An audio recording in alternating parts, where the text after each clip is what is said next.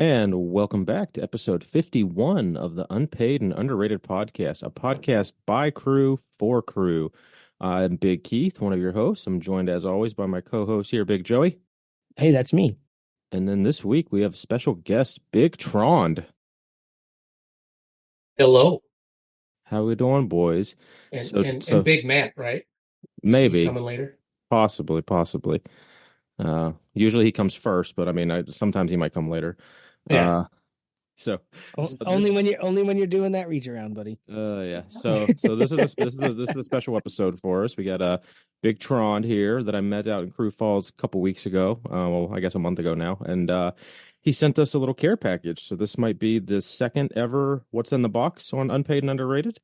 So do you want us to go ahead and dive right in, or are they different boxes, Yeah. or are they the same box? What are we doing? Every box has at least one item that's the same. Okay. And then a personalized item for each of you. Okay. So yeah, I think we can go ahead and jump into that. And what's in the box or what's in the Sack. I think I did send some of it through Amazon, so it probably did come in a box. Yeah. But originally it was supposed to be my package that I sent to you. And and Joey, I know with you being in Canada, my mom is from northern Minnesota, and she's got family up in Canada. So I did ask her about how to send packages to Canada, and she did tell me always double wrap your package. Yes, actually, you quadrupled it. I double quadruple wrap my package when sending it to Canada. Double wrap your package, as Mom says, and so that's what I did. So now the friction doesn't affect that at all, or anything like we were told as youth. I think. Yep. So mine has 2 chicken bakes in it. Oh man, those are possibly. So mine did come in a sack. So it was a box with a sack in it. So I'm unboxing Tron's sack right now. Excellent. He had a little bow around his sack that I'm unwrapping. Yeah, as it sits on my lap. Mine came in 1, 2, 3 actual pieces of bubble wrap. So mine's almost. Wow. Oh yeah. It's almost already unwrapped because I knew I wouldn't have time to undo that all. Yes. So we got some. All right. I'll let Joe. So I got You ready? Okay, I'm gonna do the black one first. Okay, cool. Okay, so Joey, that one's separate to you. So go ahead, open that one up. All right. So this is a lot of leather. Yeah. Ooh, we can't say that this went over the border, but I am excited. Oh, do you know how much I was going to ask you about this? Yeah. Okay. That's why we double wrapped it. We wanted to make it nice. And with the gel pack. Customs. Yep. So I have here the Macanudo Crü Royale. Hey, there you go. Yes, sir. Yeah, that's going to get smoked right after a deadlift session tomorrow. Nice. My man. Thank you. Excellent. I didn't want to have to make you wait all the way till lift hard, live easy. That's I would earn that. I would deserve that. But yeah. Also, thank you for this little I usually use Bovito packs, but this looks like it's a little more effective. Oh yeah. So I'm going to throw that right in the humidor with it. Yep. And that should be a 70%. I think they're glycol gel pellets. Mm-hmm. So when they dry out, just add distilled water back up to the line. Perfect. And then they're good for about a year, maybe 2 years, and then you got to replace them. But yeah. Hey, my Bovito pack ran out in my humidor, so that's pretty exciting. Well, perfect timing. Oh, it smells just like a cigar. Little fishy, little peppery. Oh, I can't wait. Yeah. No. Thank you. You are welcome, sir. All right. So go ahead, Keith. I've got some blue light blocking glasses. I believe the cool kids call these blue blockers, if I recall. Yes. Oh yeah. Well, you see, Keith, the other package that's in there, that Joey also has, and Big Nate also has, is something that we'll talk about in a second. But these are for you because they are orange lenses. I do see, yeah. So you can tint the world orange at your convenience. I got it. Whenever you want to glaze the world orange, you throw those on. I didn't catch it at first because it was kind of dark in here. So yeah. Yep. I seem to also have orange lenses. You do, sir. And Keith, you can pull out the other set that you have. Nice. Colors there. And so this set was the one I originally bought for you guys. And then I read that these are so powerful. Oh wow. You are only supposed to wear them for 30 minutes a day. Okay. Because these are whatever color therapy lenses or something like that. They align your chakras and get your crystals all out of whack in the house or something. How did you know my chakras were unaligned?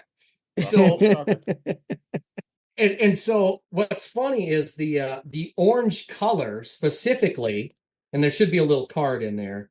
Expands creativity and enthusiasm. So whenever you're feeling a little bit negative or feeling a little bit down or not inspired, you guys should be able to throw these on and just paint the world orange and get inspired and enthusiastic and so yeah, I've actually been throwing them on every now and then, and they're actually quite fun. Oh, that's sick. Outstanding. Keith, I grabbed a picture of all of us wearing those, so I'll send that off to you. These are dramatically more orange. Like if I had to put a ratio on it, like the first pair, the blue blocker brand were like a 20% orange. These are like an 80% orange. That's crazy.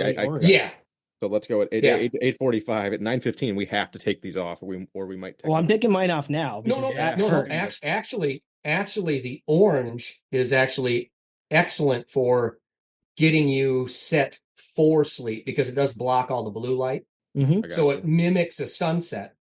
So, if you ever listen to any of Anthony Huberman's podcast and all that kind of stuff, where he talks about the importance of seeing the sun and all that jazz for I might wear these on my drive home every day. Like, on days is actually, like, I don't know if that's what the blue blockers are for. Okay. Because those you can throw on in the car, and you can throw those on and wear those all day, and they're fine. Gotcha. These, I will say, if you do wear them for like an hour, it does mess with your eyes when you take them off. Yeah, that's what I was saying. I'm like, I have like a 15-minute drive home, so I could wear these. Then. These are sick, and they're very neat. I dig it. I did get Big Nate a pair as well, and I sent those to him. And so that was, for when he's doing all his orange glaze, site maintenance. Maybe he could, watch some movies with the orange glaze himself, and maybe we can all start gaining a perspective on Keith's perspective of all the movies. And I don't know, maybe it turns Will Ferrell into a demon or something, but I haven't tried it out yet. Oh yeah, wonder what happens if you watch Elf with these on. Now, like, I kind of knew what was in there. Yep. Because Nate posted a picture in our group chat. Yeah. And it was like, oh, my package arrived, and I I opened it and went, oh no, and scrolled really quick. Yeah. And I was like, same. I was like, you fucked with a surprise. Yeah, he did. And so, like, I kind of knew that there was glasses in there, but I had no clue what else was going on. So big ups to Nate. But I know he was pretty excited. He said he's going to add his reaction in post. It's Big Nate here to unbox Big Trond's package. Today we have a package from Big Trond. I'll let you listen.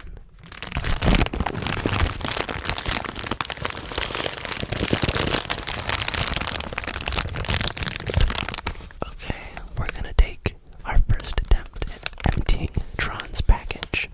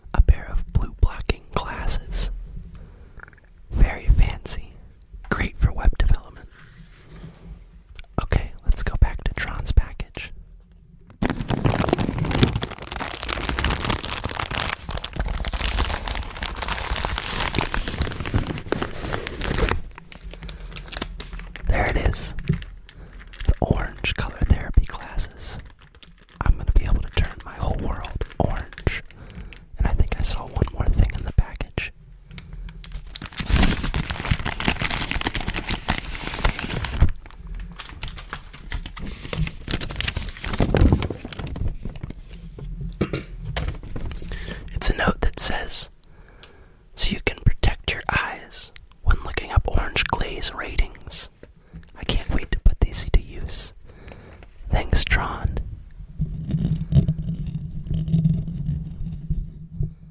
Yeah, I actually am into the circadian rhythm stuff. I have a happy light that we call it in the house for those sunny, nice, yeah. Those days we don't get a chance to go outside because it's too rainy or snowy or something like that. So, I'll throw that on for everybody in the house. My wife hates it, but yeah.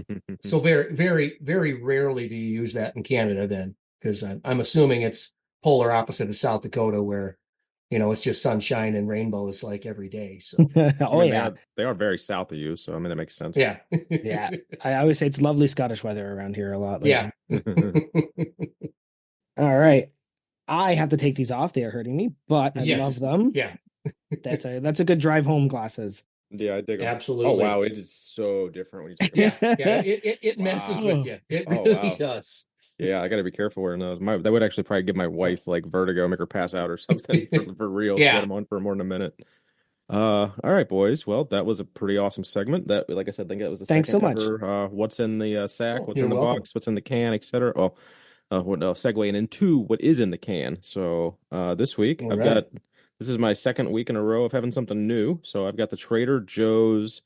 What do you got? Raspberry lime. It's actually pretty good. Just popped it open a little bit ago, and I'm a fan. Hey, fun story. I got a Trader Joe's too, because somebody drove to New York this week. Whoa! And also, whoever was in New York told me that he was near Rochester, and then I was like, "Well, where at?" And then you were like 90 minutes away. I was like, "Yeah." Well. I hit an exit, and it said like Rochester this direction. I was like, "Oh, Keith, I'm near you," but I guess I just didn't pay attention to the sign that said how far Rochester was. Rochester, 90 miles. Yeah, yeah. So I've got the rhubarb and strawberry soda sparkling beverage. I also, of course, picked up my favorite energy drinks while I was across there. I picked up Liquid Death because obviously I'm going to pick up Liquid Death whenever I'm across the border. But I also got some really special Jägermeisters. So up here in Canada, we have Jägermeister and we have Jägermeister Cold Brew. And I walked into the liquor store and I was like, you know what? I wanted to get some of the little bottles of Jäger. And it turns out that they didn't have it, but I was able to get something called Manifest and Hot Ginger. Never heard of those in my life. So I bought them on the spot, not even thinking I couldn't get them back across the border. But we tried those this week. Not great. Not as good as not as good as the original, but cheers to my American drinks. Mm-hmm. What about you? Did you get those? Did you get those at the Knick-Knack store, Costco, or did you get those? So the closest Knick-Knack store was 30 minutes from Trader Joe's. We couldn't make it work. You said Trader Joe's. Sorry, yeah, couldn't make it work. I wanted to go get a chicken bake, but no. What do you got? What are you drinking over there? Too far. I've got, of course, an assortment. Oh, he's got the sleeve in my cooler tube. Nice. Yep. And let's see, what do I got here? What do I want to start with? Well, I got to start with the old standby, best flavor made. That would be the LaCroix Beach Plum. Beach Plum, right? Right there. Mm-hmm.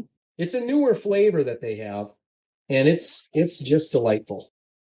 Nice. I can't say enough good things about it. And life hack, the store Menards is based out of Wisconsin. LaCroix is also based out of Wisconsin. So if you go to Menards, they have 15 packs of LaCroix for the same price as 12 packs of LaCroix at other stores. There you go. Exclusive Menards opportunity there. No, you do save big at Menards. Yeah, I'm gonna keep this. Of course, the cooler tube is excellent because it not only will keep your beverages cold, it'll keep them piping hot.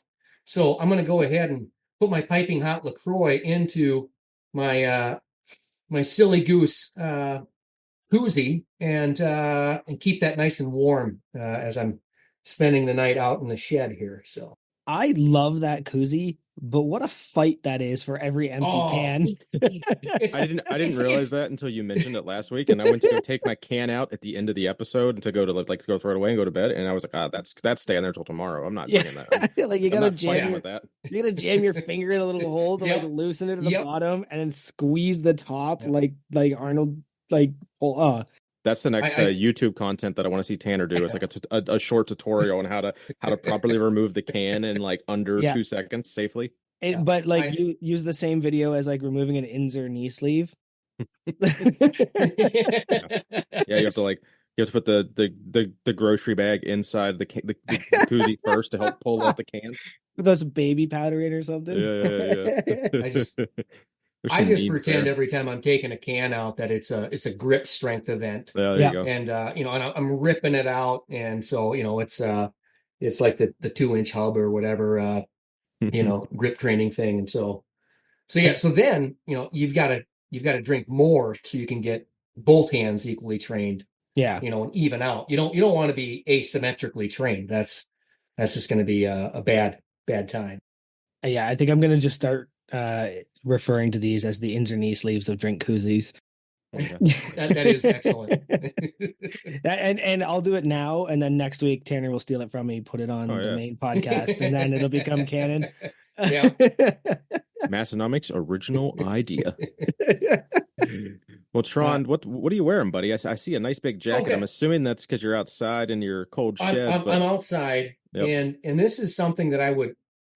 It's not Massonomics, the jacket, but I do have Massonomics underneath, so I will remove the jacket and display everything else. But this is a velour tracksuit, and nice. It's made by a company called Sweatcedo, and I would love to see a collaboration of Massonomics and Sweatcedo. But I received this as a Christmas gift from a family friend one year, and he's been giving this gift out to one family member per year. And because him and all his high school buddies, they all got them, and they're just delightful. But what I'm wearing right now is, of course, the long sleeve, hardly working pocket tee. It's, this is my most recent purchase, and I felt so bad and just so stupid at the Crü Falls December to Remember event when I was having to babysit a jacket all night, and I didn't have any Massonomics jackets that were clean that day. So never again will I allow that to happen. So I picked up a couple of Massonomics coats. And then also, never go too far without my handy Massonomics fanny pack. That thing is, it's just the Swiss Army knife of men's apparel. I wear mine every day. Yep. Like the other day, I was like, okay, I really only need my keys and wallet. And then I opened up my fanny pack and was like, oh, that's actually all that's in here. So I should just bring the fanny pack. Like I had that internal struggle where I didn't want to bring the fanny pack, but like, why not? Like, what am I going to do? Carry stuff like a chump? Yeah. I guess I'm just a cargo pants guy, and like I have been for the last like 15 years probably. So that makes sense. Well, they're functional. Like at work, I have to have tools with me, like random tools in my pockets at all times anyway. So, and then I got to the point that like my wallet got too big. I haven't sat on my wallet in like 10, 15 years. It's so bad for you. My wallet goes in my left front cargo pocket. My cell phone goes in my cell phone pocket, and then like AirPods and maybe a mask or something if I'm still, go in my right cargo pocket. Because I even though I'm not necessarily wearing masks like mandatory, but if I'm going into someone's sick apartment, I'm putting my mask on. Or if I'm going into a stinky apartment to do work, I'm putting a mask on. Like, how do your pants stay up with all that shit in them? I wear a belt. It's the same amount of shit that would be in your pockets no matter what. You could just have a fanny pack and skip the whole belt and have your pants. I'll wear a fanny pack at work. That'll work. That'll go out. That'll be well. That'll be Rise approved at my job. I don't know. It's my company name. Yeah, I don't think they would. I can get away with a lot of stuff, but I don't know. Not very OSHA. I mean, that would, dude. It is. Do you guys ever wear carpenter pants and like those fucking things catch on the doorknob? Like as a kid, it's the worst. It's the freaking worst. No, I wear kilts and 5-inch Eames shorts and spandex jeans because everything else just falls apart. But in addition to my cargo pants, I also wear bench heavy t-shirts like I am tonight. One of my favorites. Nice. Oh yeah, I got the Lift Hard, Be Kind. I got the Mitch Hooper shirt on because let's get him on the podcast. I think it's just hard for. I've spoken to both him and Tanner, and it's just hard for them to line up their schedules. Sure. Well, and I kind of like, I used to watch all the World's Strongest Man competitions back when they were like on ESPN2 at 2:00 in the morning and all that kind of stuff. And like, Magnus for Magnuson was my hero, in high school. But for whatever reason, like I never watched this last one. And so all of a sudden this Mitch Hooper starts popping up. And I'm like, I really like this guy. Like, but who is this? And then lo and behold, World's Strongest Man. I was like, man, this guy, he seems pretty genuine. He seems like a pretty cool guy. Yeah, from what I can see, but obviously everything is curated, right? So absolutely. Yeah. I ran into him by accident. Just started talking to him about how him and I chatted on Instagram. He kind of remembered who I was based on that.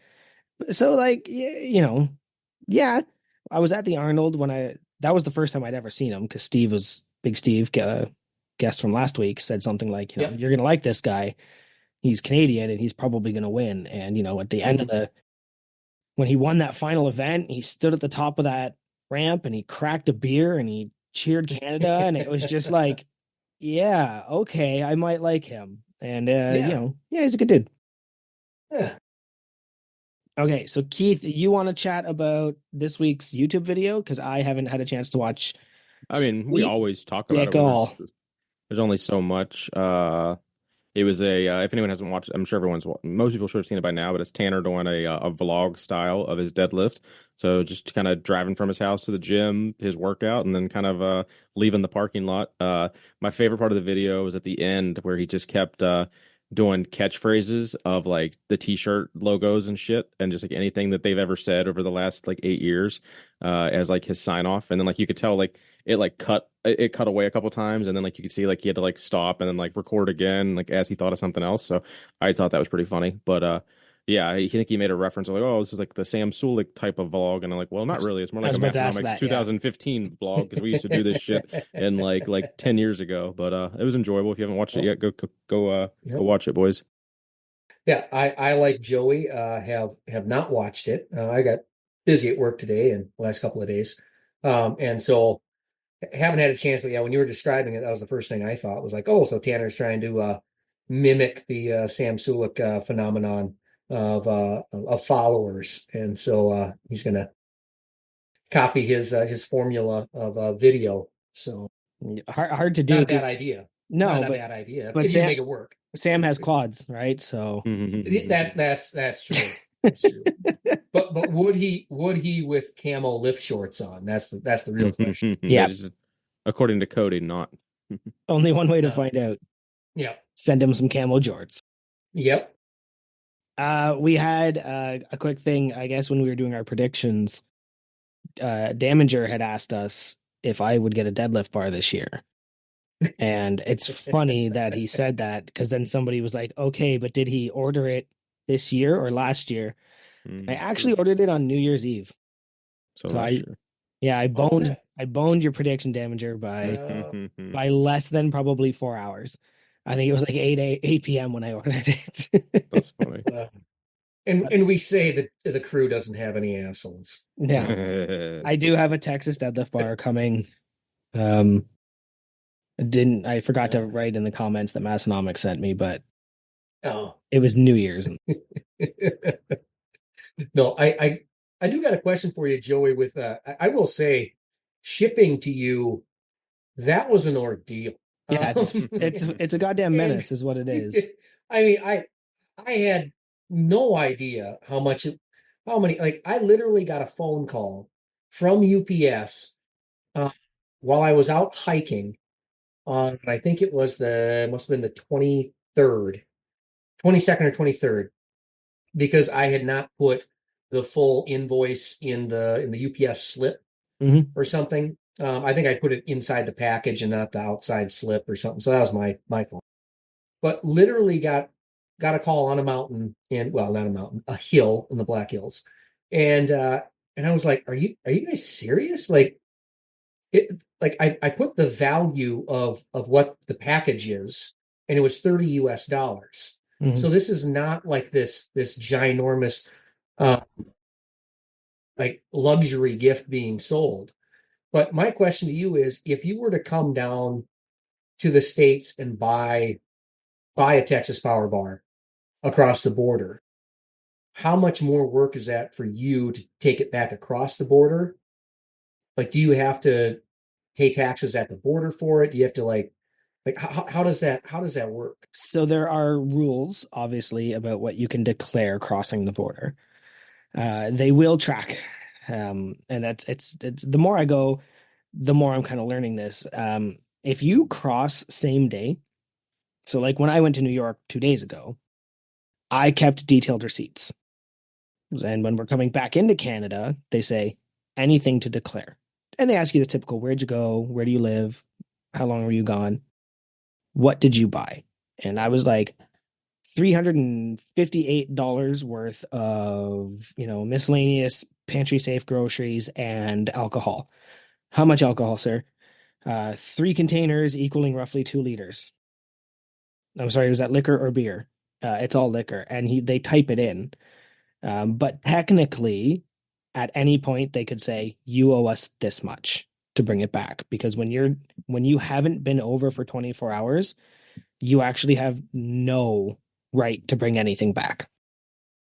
If I go for more than 24 hours, I have $400 worth per person in my vehicle. Adult or person? Person that I can bring back.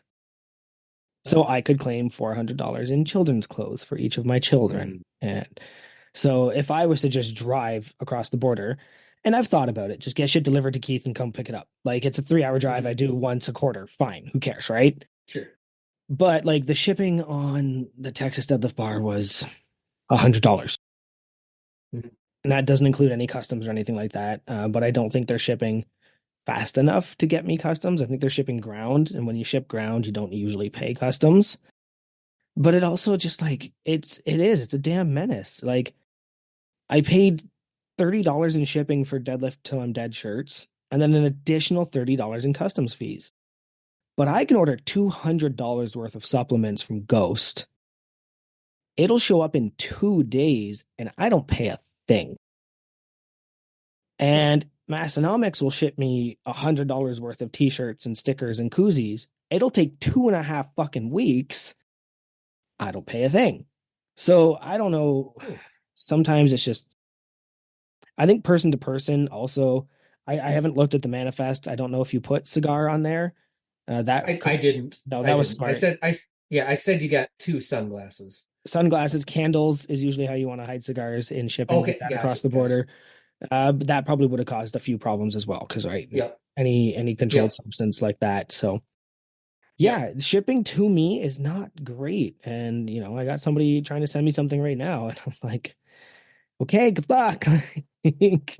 But if you ship like ground or slow or anything like that, it's usually a little better. But you went UPS because they're a courier and they're not postage. I think they have a few more rules that they were, and they're bothering you over the manifest, but it's because they don't want to charge near you, right? They want to make sure that everything is covered. Yeah. But it's a menace. And they didn't want to open up. They didn't want to open up 3 layers of packaging. Yeah. To inspect what it was. So they just want to know, which I'm glad they didn't, because then that candle wouldn't have made it. Yeah, you'd have lost that one. Well, that's. I was also like, backup plan was like, I don't know what I was going to do. Drive to Canada and then ship it within borders or something. I don't know. But no, I saw it got delivered, so I was like, all right, it should be good. And then I sat on it. Didn't even open it. Mm-hmm. 8. Excellent.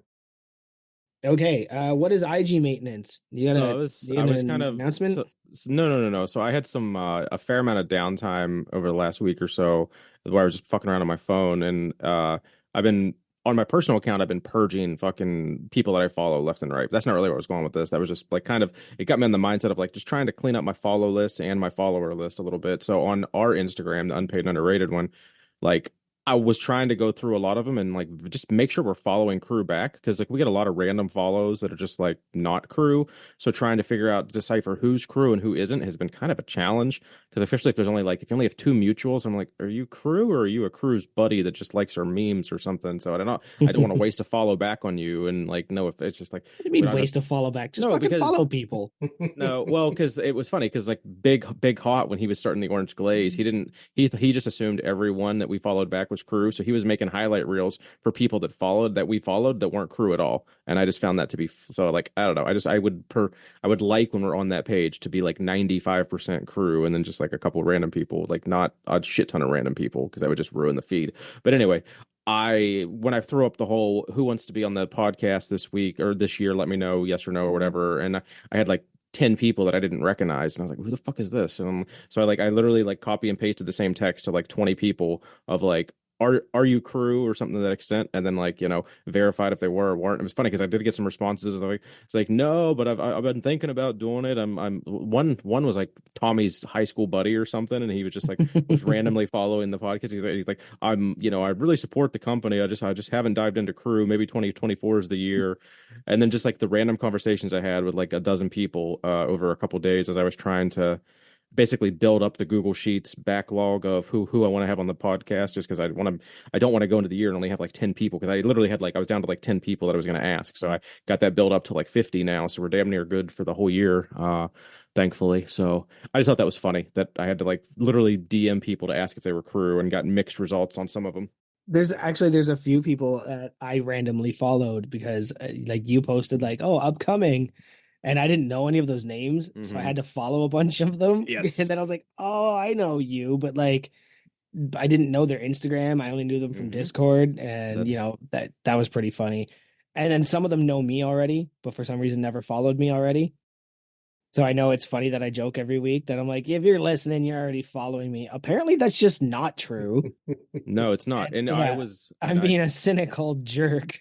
And there were a few that I found that weren't following us either. I was going through, because if anyone saw on the Crü cast, I kind of like deep dove all the way back to the first, like when we first started it, because I kind of, part of me wanted to literally just scroll through it and look for regular names that comment a lot that have been that like I haven't thought to put on the list of who I want to be a guest. And then so a few people I reached out to, I was like, it was very hard to find them on Instagram, and then when I did, we weren't following each other, and I don't know, it was a very unique couple of days of trying to sort out who Crü was and try to add some more Crü to the list and get all that squared away. But yeah, it was fun.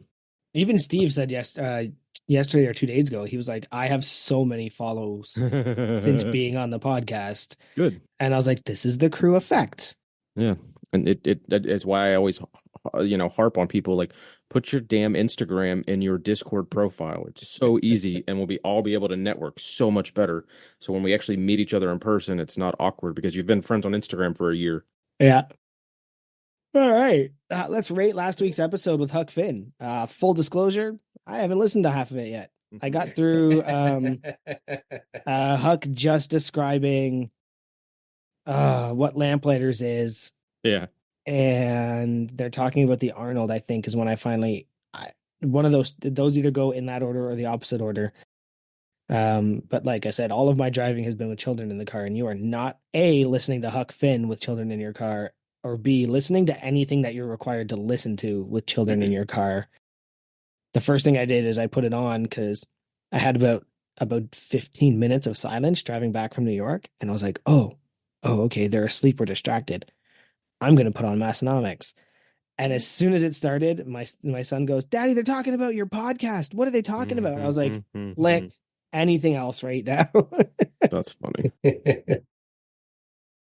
Oh, so five Massonomics Jim iPod touches. There you go. I was waiting for you to say JD Powers or something. What about you, Trond? What do you think of what you've heard? Yes, I did listen to it, and as always, Huck Finn's he's always a fun listen, man. He seems like he'd be a pretty fun guy to hang out with. I myself drink quite a bit of Miller Lite, and so I think we probably get along a little bit. But yeah, no. Did like the story about his dad's record of drinking. What was it? 24. Was it a case or was it 30? It was It 24. it was a case before noon or something. Yeah, starting at 8 a.m. Case from 8 a.m. to noon. A case of PBR. That's something. I think So I've drank 24 beers in my life in like a day, let alone fucking 6 hours. I've done it. I also fell down the stairs. This was back in my 20s. I've done it. It's not great. No. So of course, 5 Massonomics podcast or iPod touches. There you go. We'll never get it right. I'm the one that coined it, and I never get it right. No. They don't have actual iPod touches there, right? Oh, they do. They had nanos, right? Or did they had classic? Like the classic I think they have the one with the iPods, dial, right? Even. I think that some of them are I think they have a plethora the of dial them. one. Yeah, I would think it's mostly the dial, which is the OG. Right. And so wasn't the iPod Touch, wasn't that like the first iteration right after the iPhone came out? Yep. And wasn't the iPod Touch the full screen touch screen? Yep. iPod or something? Just poking all kinds of holes in our bit here, but yeah. No, we might actually have to change it. We'll have to get Tanner to confirm.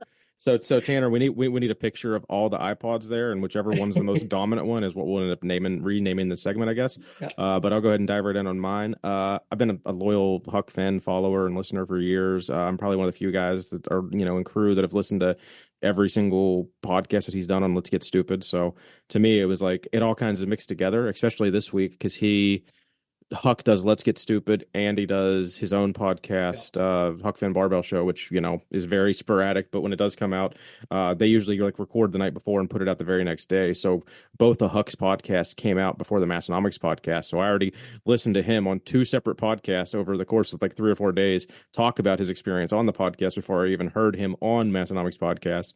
And then I listened to the Massonomics podcast like 4 or 5 days ago, like Sunday night. So it's like I'm drawing a blank on even half, like deciphering what he said on Massonomics podcast versus like all the shit I heard on the other 2. So nonetheless, it's the boys are always good. So 5 iPod touches from this guy. And Big Trond, do you have any kind of sponsor read for our friends over at Massonomics you'd like to do for us? Well, funny you should ask, Big Keith. I do. And actually, I thought about writing my own original sponsor read, ad read, and then I thought about it was, this is a podcast for Crü by Crü, so why not let Crü speak of and describe Massonomics? And so this one is going to be back before both of your guys' time, I believe. What I did was I went in the way, way, way back machine, hearkening back to a time before Discord, before really anything other than Apple iTunes and podcast reviews. So I went all the way back to episode 104. That was aired on April 2nd, 2018 for a 5-star Apple podcast review for Massonomics. The title of the review is, Can You Afford Not to Listen? Massonomics gives you all the information you need to know about Bitcoin and cryptocurrencies. Also, they talk about lifting heavy things and pooping. It's a mostly decent podcast. I started listening a couple months ago and have since received a promotion at work and added multiples of pounds to all my lifts. Coincidentally, my dog has not listened to the podcast and last Monday was diagnosed with cancer. Additionally, my wife, also not a Massonomics listener, was diagnosed with diabetes on Tuesday. Yet here I sit, a week later, cancer and diabetes free. I'm not saying listening to Massonomics prevents diabetes and cancer, but I'm also not saying it doesn't. It may be too late for my family, but that is no reason to put yours at risk. Hit subscribe, leave a 5-star review, and force your family, friends, and pets to listen to the podcast with you. It's for their own good. Life doesn't offer the opportunity to be a hero every day. Will you squander yours? As for me, I'm heading over to the massonomics.com/shop to purchase my wife a Flex Flask. Proper hydration. It's only one of the many weapons we'll be using with our upcoming war with diabetes. And what about the dog, you ask? I think he'll be just fine. You see, we're currently listening to today's podcast as we sit at home on the couch while he recovers from his morning surgery, which was a massive success. And that was left by NintendoTron. I know that guy. Yeah, back in April. So yeah, I That's don't good know. It stuff. feels like he was trying a little hard on that one. That's classic. And that was 2018, you said, huh? That's good stuff. 2018. It was very long and worth it. Yes. Too late for You my know what? family. You know what? You know what's funny, Joey? That's exactly what Tanner said before he read it on the podcast in 104. That's good stuff. He said this one's really long, but it's worth it. So there's And then there's a lot of innuendo jokes from Tyler and Tommy. No, But there's yeah. a lot of upcoming comments that are going to stem from that what we just heard. But I think we got to go ahead and kick all these looky-loos off and see if we can get our guest on the horn.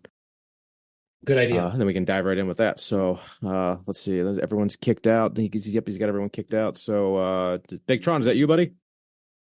That is.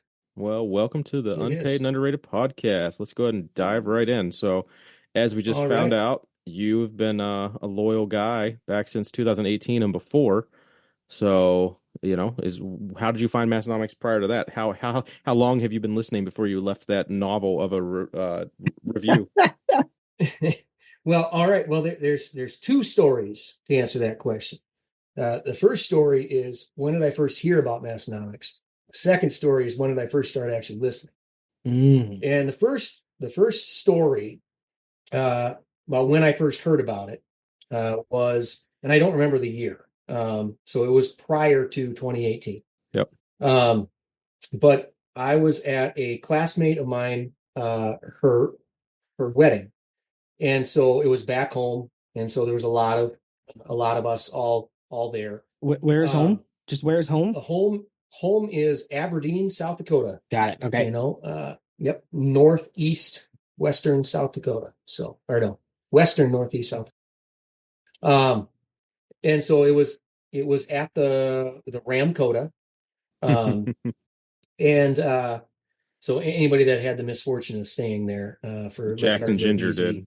Yeah. Poor Jackson guy. Ginger was there. I don't think they've cleaned the sheet since that wedding. But so this was right around the time that Tanner was doing all of the South Dakota State Fair Strongest Man competitions. Okay. And so we were at the reception, we were at the wedding dance. I was with a bunch of my friends, and we've been drinking already a little bit. And Tanner came in the back door over by the bar for the wedding reception, and immediately was mobbed by a bunch of fanboys. And there was a commotion in the back there. And I was looking back there, and I was wondering what the heck's going on back there. And Tanner's older sister, Starla, was in my class in high school. Well, I mean, in my class since first grade. And so I was sitting at the table with Starla, and we were talking, and she goes, "Oh, Tanner just got back. He just won South Dakota Strongest Man. I think it was for the third time." And she's like, "Yeah, I'll go talk to him later, but I won't be able to wade through all the fanboys to get to him. So I'll let him bask in his glory and all that." And I was like, "Oh, he's doing strong, man. That's really cool. That's awesome." And he won it how many times and all that. We had the whole conversation and all that. And Starla was talking, and she said, she's like, I am really proud of him. He is doing really great. You should go say hi to him, Trond. It'd mean a lot to him if you went and talked to him, chatted him up a little bit. Him and Darren always, loved you in high school. So I did. I wandered over there after a little while after the crowd kind of subsided around the celebrity of Tanner. And sidled up to him and was chatting with him, and we got to talking about what we're doing these days, and somehow we got talking about Tanner asked me if I was still lifting, and I was like, yeah, at the time I was doing 531 Jim Wendler's program, and I said, yeah, I'm doing a little 531 right now, and things are going pretty good, and just kind of got started back up again, really like it. And he's like, oh, you listen to any podcasts? And I said, yeah, I listen to Jim McDee's Powercast. And Tanner at the time, yeah, oh yeah, love that. I've actually talked to Jim McDee. He's a great guy. I've met him or talked to him on the phone and all that good stuff. Great guy. He's like, yeah, no, me and a couple other guys, we actually started our own podcast. And Jim McDee was really helpful, kind of showing us the ropes and explaining how to set things up and all that kind of stuff. And he's like, yeah, you should totally listen to it. It's called Massonomics. And I said, oh yeah, sure. Sure, I'll download that there right away. Yeah. You got a podcast. That sounds great. Sure you do. I bet it's really neat.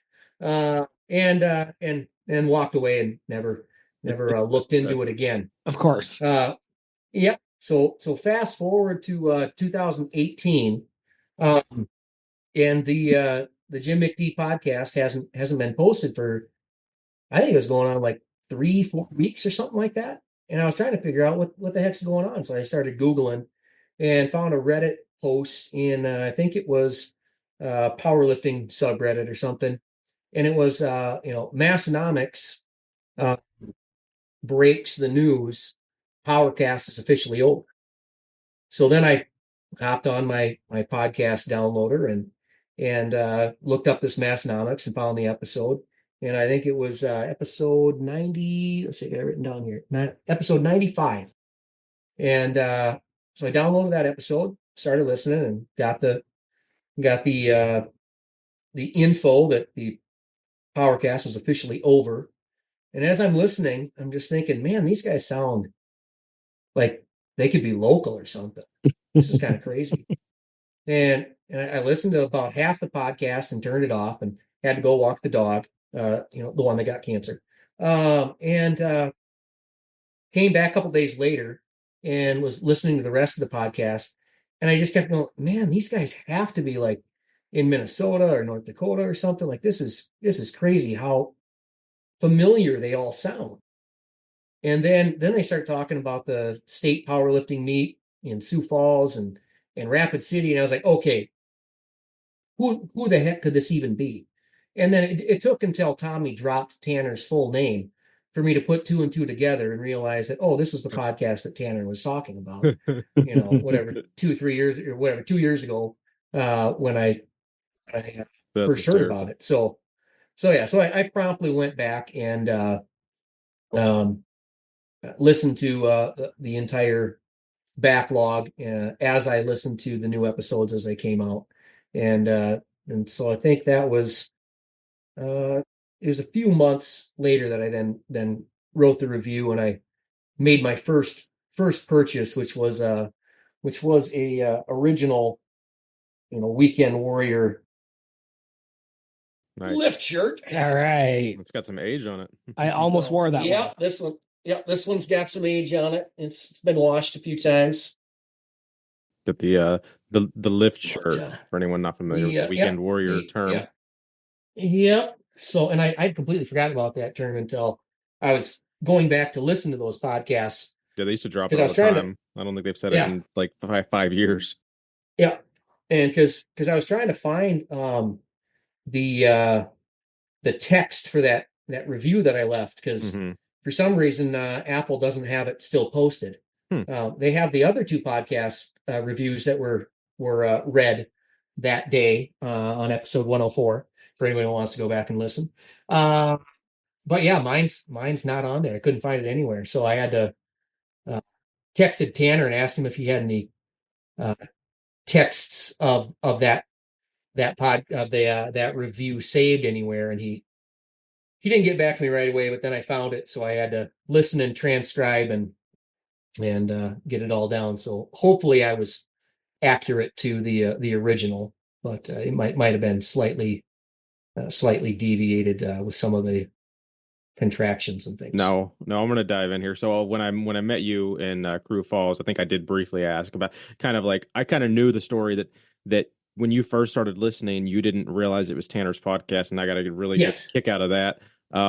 So I definitely glad we touched base on that tonight. So when you did realize it was Tanner, and I know you literally don't have social media that you're active on. No. Like, so did you ever actually get a hold of Tanner somehow, or was it just like, did he ever email you via like, I'm curious of when was the last, because it's, if you're listening from 2018, but you didn't join Crü, and no one in Massonomics had heard from you basically up until like 6 months ago, outside of we heard the review read in 2018 and just didn't put it together because that was fucking 8 years ago, 7 years ago.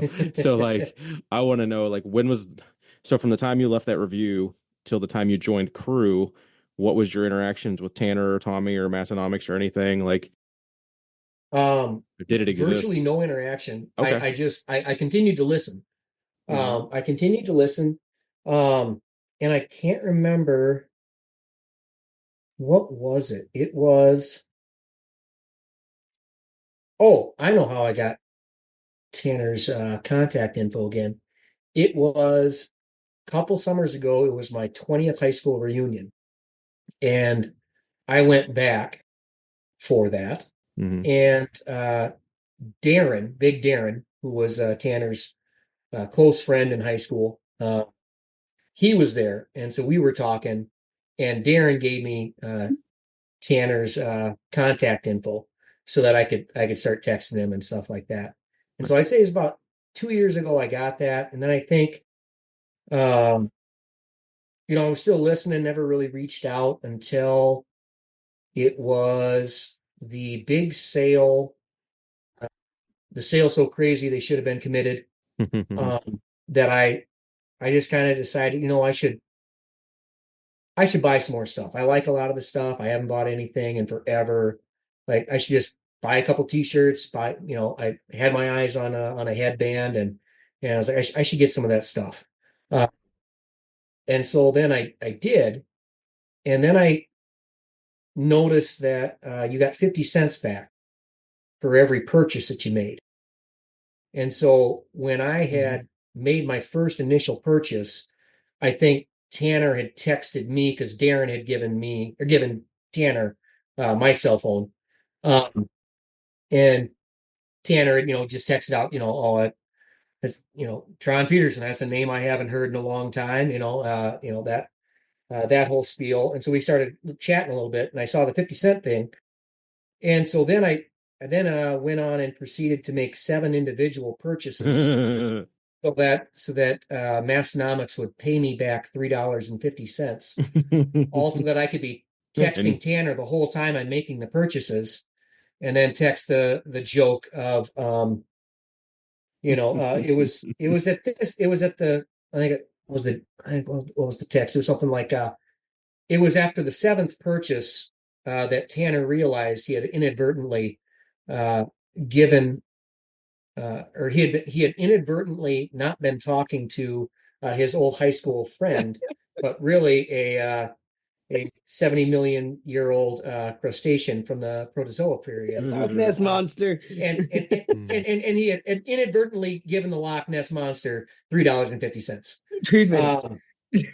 And so I did all of that just for that Loch Ness monster joke between me and Tanner. That's and then because of that, I wasn't even really paying attention to the extra purchases all being entries. So then I won a bottle of ammonia, and then from there, then I was just hooked. And so one of the purchases I made on that was the contributing member, and so because I was just looking for things to buy. Okay, so you've been a supporting member a lot longer. So you've been a supporting member back. Well, that would have been back in the apple pie day too, probably when it was 99 cents. No, it was the. So whatever that, because it was just whatever this past year was when they did that big sale. So that was Did you get a card or do you get the patch? I did not get a card. I think I got the patch. Yeah, that makes sense. Yeah. So because everybody was talking about the card, and I was like, well, I don't got a card. That's snooze you lose. I want to know my number, but yeah, no. So that was. Were you part of Crü before you got on Discord then, or did you kind of join Discord right off the beginning? Because I feel like you're very new. Unless you joined Discord and you just didn't start becoming active until more recently. Because I don't remember seeing your name up until 6 months ago. Yeah, no, it was. That would have been the time that I joined. Okay. So it was when I got when I joined the contributing member deal and got the Discord link and all that, that's when I jumped in. Gotcha. And so I've never heard it called a contributing member. We are the supporting member. We are Crü. We are members that support. We don't necessarily contribute, but can I just say though, I wanted to finish that, but is that such a long, elaborate con to only and probably only make yourself laugh? Oh yeah, 100%. And like maybe Tanner laughed, but like I don't get the Loch Ness joke. Is there a long running joke that I should get? Like oh, the Loch come Ness. on. Of course you wouldn't Let get me it, go to the Keith. I glaze don't know search what and the see if he's glazed this. what movie are you talking about? It's from South Park. It's South Park. So I haven't seen. I have watched. South Park probably has 1,000 episodes now. I've probably seen 50 of them. Yeah. Like, Yeah, and I is it haven't from seen the beginning this- though? Yeah. Yeah, this would have been South Park, like back in Late the 90s, early 2000s. early 2000s. Okay. Yeah. I don't remember what season or anything like that. But that was Gotcha. It's such an elaborate Contron that like and I'm gonna get this out of the way early because everybody always says that I save the sappy stuff till the end. You kind of slid in there and Tanner announced kind of who you were. And then I think, like the crew has its regulars, right? It has us like what I call the elder crew. All right. It's got the newer people that are kind of like there and not there. And you just kind of like were always there. Like you joined and then you just started cracking jokes and and it was like, okay, he's been here the whole time, even if he wasn't. So like, I don't know if that's just, there's a word I'm looking for here. But just like, I don't know if it's a symbol of how much you just fit in or, how much we all fit in with each other. But yeah, like, I don't think anybody has, at risk of alienating people, slid in as easy and comfortably as you. Cause it was honestly like, Trond is just, the bishop. Yeah, great. Yeah. And it's just one of those, I was just like, yeah, you're that funny. And that story solidifies what I thought about you is that you are up there on this, as I keep explaining, the silly spectrum. That there is like silly spectrum that we're all on. Like you don't join Massnomics if you're not on the spectrum, but some of us are just at one end, and we're just sometimes we're a menace, but we're still really like sometimes we're just making each other laugh, and I think you fit right in. Yeah, well, I think I had been listening to all the Massonomics podcasts, and I don't think I had been listening to any Unpaid Underrated podcasts yet. But I think I took maybe about a day just kind of scrolling through Discord and getting a feel for everybody. And before I, started really kind of jumping in and sharing my thoughts and feelings and all that stuff. But I just immediately noticed that like I get everybody's sense of humor. That like all the jokes I see, I get. I like them. All the comments I see, I like it. And so it was immediately like slipping in to like slipping into a buddy's house when you come home for Thanksgiving that you haven't seen for a while, and you pop over there and there's your buddy and a bunch of all of his siblings and his mom and a bunch of your friends from high school, and there's everybody there again. And that's what it just kind of felt like popping into Discord was I've known all these people, even though I've never met any one of them. Yeah. Because we have a similar sense of humor. We have similar interests. And so it was just easy to pop in and start conversing with everybody because it felt like you were, home, man. That's the only way I can really describe it. Like, I actually, Tanner and I were talking when we were at the Crü Falls meetup, and the way I described it, and I think Tanner made the post or whatever, but it was like running into a bunch of old friends you never knew you had. Mm-hmm. And that exactly what it was. And then when I was trying to describe what unpaid and underrated is, I said, Discord is like, if anybody's ever been part of a team or a group activity or, whatever it would be, whether it was sports, whether it was, band or chorus or Boy Scouts or whatever, like Massonomics is like the activity that everybody was a part of, so you get to know your teammates, you get to know your fellow, whatever, performers or whatnot. And they said, and when I started listening to Unpaid and Underrated, it immediately made me feel like this is the bus ride home from a big game, from the concert that you just had to go perform. Hell And yeah. everybody's chilled out, like the event is over, the competition is done, and now it's just everybody relaxing for the bus ride home. And growing up in South Dakota, our bus rides for sporting events and football was my senior year. We had I think it was 4 away games that were over 3.5 hours one way on the bus. And so those bus ride homes it was better than the locker room because you're stuck on a bus with a bunch of freshmen that you don't know. Mm-hmm. And here there are these two little freshmen sitting in front of you that are cracking jokes that you find funny. Mm-hmm. And all of a sudden you start talking with these guys and you realize, hey, these kids are pretty cool. Mm-hmm. And then same way with the freshmen talking with the seniors, like, oh, these guys actually find us funny or amusing or whatever. They're not bad. They're not big, bad, mean, people picking on people and stuff. And so that for me, every time I listen to Unpaid Underrated, it's like, this is the bus ride home. And Massonomics is the event. Massonomics was the game. And the great thing about Unpaid Underrated is Massonomics is always a win. So it's always a winning bus ride home. It's always a great competition, and everybody's in a good mood. Everybody's just relaxing, finally chilling out, and we're just killing time until we get home. And that's the energy that this podcast gives off. And so I think it's just what you guys do. I think is just it builds the community so much stronger than any other podcast. Because if you think about it, you've got podcasts out there like, whatever, Joe Rogan, or, like the big podcasts where there's millions of people that all listen to the podcast. And the one thing about podcasts are people get to know the podcasters because they listen to them talk so much, but they don't get to know anybody else that's also listening to the podcast. It's a download. It's a one way. Yeah. And now all of a sudden, Unpaid Underrated, we get to know all the people that also listen to the podcast and like it.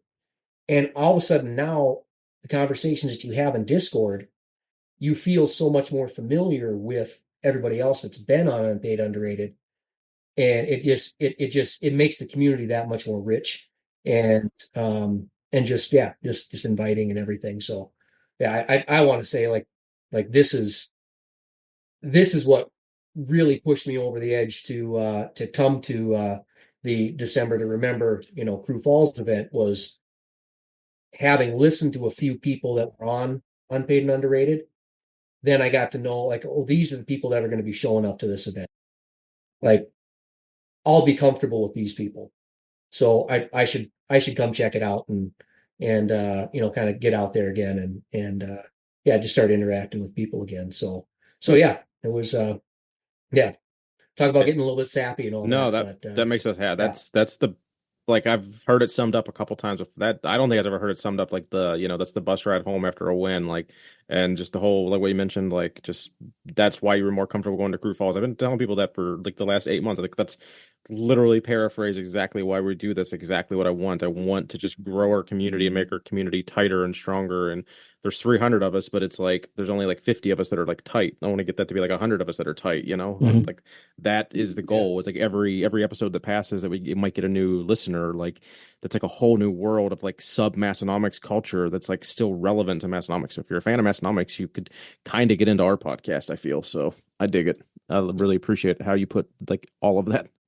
I didn't know where you're going with it. To me, it was like, we're all sitting around having a conversation and Trond walks in. And we're all like, oh, hey, man. And then you just join the conversation. And then one person goes, who is that guy? And we go, who cares? And like, that was like kind of just like, if I could explain that in a brief sentence, that's kind of what it was like. Who cares? He's great. And then like, you were just in with us. And yeah, the look at all the knickknacks this chicken bake restaurant sells is probably the funniest line I think I have ever heard. Because, where I work, that's Keith, yeah, buddy. Are these glasses your fucking personality now? Like, are you gonna wear them? Are you gonna wear them every podcast? Do you think you're Pat McAfee now? Like, I dig these. It's nice. These are, like I said, these are like the 20% ones. So I'm content with these. It's gonna allow you to be able to cool down after the podcast and be able to go to sleep without It's filtering out all that blue light that would keep you awake. And my room is blue. Like I have like a dark blue room, so I can like the rest of the house is tan. I painted the house like a khaki tan during COVID when my wife wanted to repaint the house. So I was my stipulation was like I'll repaint the house, but every single room is getting the same color, so I can touch up shit easily. Yes. So but I was like, well, I don't want to touch the bedroom though. I want the bedroom to still be dark. So made that easy enough. Well, I think we've probably dug into kissing, Massonomics and unpaid and underrated butts long enough. Let's get to know Trond a little bit. Your wife gave me, I'm sorry, Mrs. Trond, but I'm only going to get into like a third of what the information she gave us probably. And then Big Darren and Big Tanner gave us a couple of little tidbits. So like I always like to anything occupation wise you want to tell us about, just so people kind of get to know you better. Like that's what part of this is too, is what's your profession, what has your profession been, what do you consider yourself, anything you want to talk about in your work history to kind of let us know you better. Sure, you bet. Well, I guess to start off with, let's see, I went to college, and let's see, I attended college for about 10 years. Oh, wow. Graduated with a bachelor's. Yeah. So a lot of people go to college for 10 years. So I graduated with a degree in exercise physiology and health and motion. And so I am a American College of Sports Medicine certified exercise physiologist. And right now I work as a health and wellness coach for a boarding school, which I can't name due to, agreements and stuff. But so I do wellness programming for individual students and groups of students and also all of our staff. So kind of like the health and wellness programmer at our organization. So yeah, that's what I do currently. Nice. So does your experience with diabetes help you at work at all with trying to knowing the signs of how to avoid this and avoid that, and don't be an asshole with what you eat? You would think it would. So prior to working at the school I work at, I did work at the diabetes prevention program at a Native American reservation in South Dakota here. I did that for 3 years, loved it, worked with absolutely just phenomenal people. So I do have a background understanding diabetes. Now, do you think I noticed all the warning signs with my wife getting diabetes? No, I didn't. It was so out of left field. No clue. That makes sense, until though. she had, I mean, it was just, you didn't think about it. You didn't notice it. And she's a type 1 diabetic. And so it was kind of a bizarre, turn of events, where all of a sudden she just started losing weight and couldn't keep weight on and was, not feeling good and feeling sick all the time and all that kind of stuff. And then it wasn't until she had a fasting blood sugar done where she was in the 200s. And she was like, "Oh, you think that could just be because I, ate toast with jelly or something like that for breakfast?" And I was like, "Not when it gets into the 200s. That's not normal. You could be up into the hundreds, but 200s, that's a little abnormal." And then she had a follow-up blood sugar test done like a month later, and again, it was up into the high 200s. And that's when they realized that she was diabetic. But it took them a while to figure out that she was type 1 diabetic because she was in her 30s when it happened. And so it's kind of a bizarre little deal. But I'd say that makes sense. I would say anybody that I know that does anything for a living, to anyone that works, they don't want to do anything related to that job when they come home, no matter what it is. So if you're observant during the day for these signs as part of your career, you are going to shut that off on your drive home, and you're not going to turn it back on until you're driving to work the next day. I know that's been like me. That's been my mentality, my entire the different careers I've had over the last 20 some years. It's like, yeah, I don't want to do anything remotely close to what I do at work when I get home. So don't ask me to. So I get that. And you did mention a key word here that had a little that triggered something that I want to segue into. You mentioned bizarre a couple times. So you want to go ahead and tell me about bizarre BizzaroTrond. I really want to hear about BizzaroTrond as a story there I've been told about. Yeah, BizzaroTrond. So, well, like I said, I went to college for 10 years, and I didn't graduate for a lack of ability to pass classes. It was more of a Van Wilder situation. um, and so when I drink, or when I drank in college specifically, uh, I could go on some pretty epic benders. Hmm.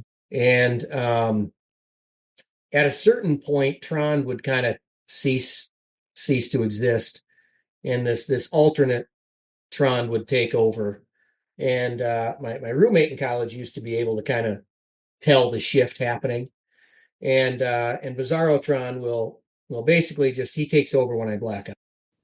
and he's not one to go to bed early. Mhm. So I found myself in some precarious predicaments, things like that. One of the situations that probably comes to mind was then my first junior year in college, February. Decided to walk home from the bar, got a little turned around in a t-shirt and jeans and a beanie. I walked 6 miles to the next closest town of Volga, South Dakota, outside of Brookings. I didn't walk there down the highway. I walked through fields, multiple barbed wire fences. Ooh. Um, There's some scars. And remember that one, I bet. Yeah. Oh yeah. The shirt was white when I started. Sorry, I'm sorry. This is really not funny. when I ended. If I shouldn't be laughing, tell me now. But this is no. Oh no. He's telling the story with a smile on his face, so we're good. But so the whole time I'm lost, I'm wandering, I'm drunk dialing people and telling them where I think I might be. And it was every direction but the direction I was going. North, south, east, west. Yeah. Like I thought I was walking to Sioux Falls at one point. I thought I might be, almost to, a couple other towns around there and all that. Ended up walking down a gravel road, and some guys that were out spotlighting raccoons and stuff were driving down the road, and they found me and asked me where I was headed. And I said, I'm going to Brookings. And they looked at me and they said, dude, Brookings is way the fuck that way, which is the direction I'd been walking from. And they said, we're going to Volga.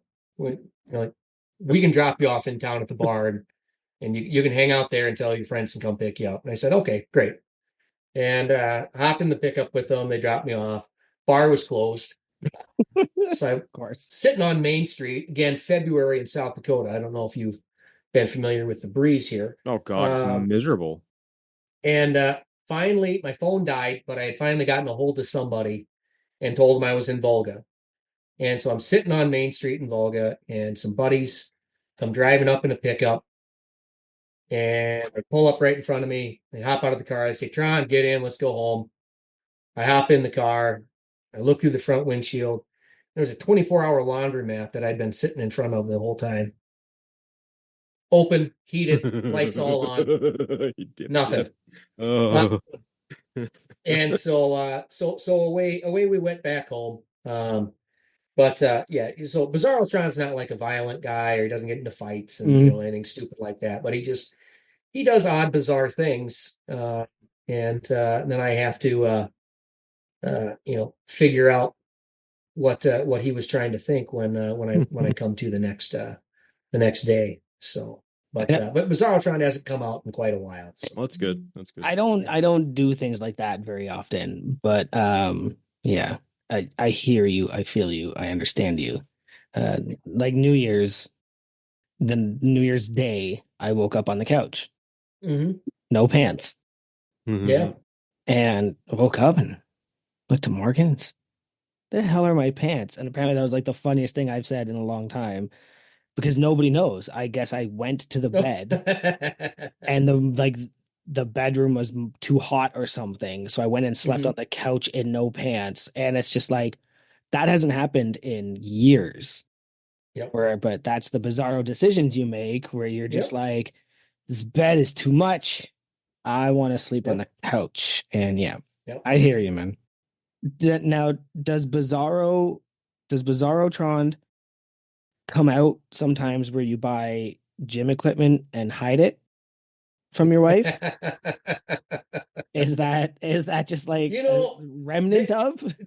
There may or may not be a time or two where purchases have been made that I don't remember, and then when they show up, I can't quite explain them to my wife, so I may tidy those purchases away until a further time that they're more acceptably rationalized. So yeah, did she mention the Olympic rings? And kettlebells. Yeah, kettlebells. Oh yeah, kettlebells. Yes. Yeah, so I think the kettlebells. I had a coworker who was getting rid of all his gym equipment, and he was a big tack fit guy, super mobility guy. So he had club bells, kettlebells, like cool stuff that you don't see often or whatever. And so he had asked me like, "Hey, would you want any of my stuff?" And I was like, "Yeah, absolutely. Like, I'll take whatever you got. I like all that stuff." And so we worked that out, and he thankfully lives about 2 blocks away from me. So I just popped over in the truck, loaded the truck up, came home, and then I hid it all in the shed. I just didn't say anything to my wife, and she doesn't ever come out to the shed to see what I got going on out here. So, I got like about let's see, like 4 club bells, 8 kettlebells, another set of Olympic rings, a bunch of straps and grip gear stuff, and Captain Crush grippers, and all that kind of stuff. And one day, my wife finally did come out to the shed. And, when the hell did you get all this stuff? Oh, like 2 months ago. It's I've had it all along. My thought process is, if you don't catch me, within the week of me purchasing it, then there's like the statute of limitations is now passed. All right, Oh, yeah. like if the 7 credit days. card bill has been paid, there is no more ramifications. You can't come after me later for that. So if you didn't notice it before it got all paid off, we're golden. So Now I can use some club bells. These things are crazy. they're kind of fun. Yeah. Kind of fun. I just been playing around with them a little bit. Haven't got super into them or anything. Or spend extra money on a shoulder rock, right? Yeah. It's like for the price I paid, I think I gave the guy like $200 for everything, and oh my god. And I was like, yeah, like he just wanted to get rid of it. He was just moving on from that. So he got really into Tai Chi. So he didn't need any more resistance stuff. So I was happy to help. Oh, that's a weird pipeline. I'm sure we could talk about that. But oh yeah. I all this stuff. I don't want to do this anymore. I'm gonna push air. All right, dude. Smaller footprint, I guess. So yeah. Smaller gym footprint. Well, what he actually does is basically does dynamic static contractions. So he uses all the antagonistical muscles for any contraction that you're doing to use your own body for the resistance. So if you're doing a bicep curl, you engage your triceps to resist the bicep, and then going back down, same thing. You engage your bicep to resist your tricep extending. And so if you have really good body control and mind muscle connection, like you can maintain, a decent, a functional amount of strength. Mm-hmm. But he's one of those guys that, he can hop on the rings and do the iron cross and, do all that kind of stuff. But But yeah, no, that's a lot of work and takes a lot of time and a lot of breathing and concentration and all that kind of stuff. I'd rather just, lift a heavy bar. So Yeah, it's a lot of time and effort. I just lift it, put it down, clean it. yep. So So speaking of lifting bars and working out and all that jazz, mhm. I want to hear about the Nebraska football lifting program you had on CD-ROM that made its way around school like the clap. Yes. Oh God, that is my biggest regret is losing that CD. Oh man. If I could have that today, dang it, I wish I had that. No, well, No, so what tell the happened listeners what basically, we're talking about. Yeah. yeah, okay, so back in high school, I was getting into lifting and my my my dad had gone to University of Nebraska and I was a big, of course, Nebraska football fan in high school back when they were really good. Um, Yeah, you haven't and commented on my background yet for some reason. I saw that and I was trying to Yep. I was gonna say that's got to be Memorial Stadium. Yeah, that's That's your that's yeah, I yes, was gonna try to start messing with people with changing my that's background. Mecca right there for the Nebraska faithful. Uh, but no, so my dad actually found it. It was online. Boyd Epley for 1995, Boyd Epley would send you a CD-ROM with the entire Nebraska lifting program for their football players. And it was an absolute amazing thing for 2001. I mean, Mm-hmm. that was absolutely insane because you got to remember back then you couldn't stream video online. There was no streaming video on the internet. The Yeah. internet was not fast enough. You couldn't stream video. And so on this CD-ROM, uh, it had off-season workout, in-season workouts. It had their metabolic circuit. It had their push-pull circuit. And it also had all the programs that were uh, specific to position groups. So offensive and defensive linemen had a training protocol. Running backs, linebackers had a training protocol. Cornerbacks, wide receivers, D-backs, they all had their own separate training protocol. So all you had to do was you fired up the CD-ROM, you entered in your numbers, you wanted to be, you wanted the offensive lineman workout. It then printed you off a 4-week workout and you just follow the numbers. Nice. And so you entered in what your current numbers were. You did it for the 4 weeks and then pop back the CD-ROM back in, enter in your new numbers. Next 4 weeks, away you went. And it was, I mean, for a bunch of kids in the middle of nowhere that you don't have any access to any real, um, you know, consistent, knowledgeable strength and conditioning programming. I mean, it was life changing. And of course, I didn't get it until my senior year, and uh, so I started using it my senior year, basically in season. So I had to do the in season workouts, which were much more reduced. It was 2 days a week. Uh, much less volume, very low intensity, but it was just more of maintaining whatever you had built up to in the summer. Mm-hmm. But then where I really saw the gains was after the season was over, uh, doing the off-season training and all that stuff, and then sharing it with all the kids. And then and that's what really kind of took off from there was giving it to Darren and Tanner, and then there's a couple of offensive linemen that were a couple of years older than Darren and Tanner. Brad and Doug. Those guys kind of, kept it rolling for a little bit.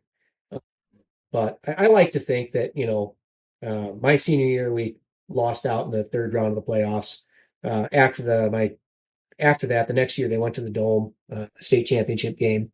Uh, I think the next 2 or 3 years, I think they made it to the Dome.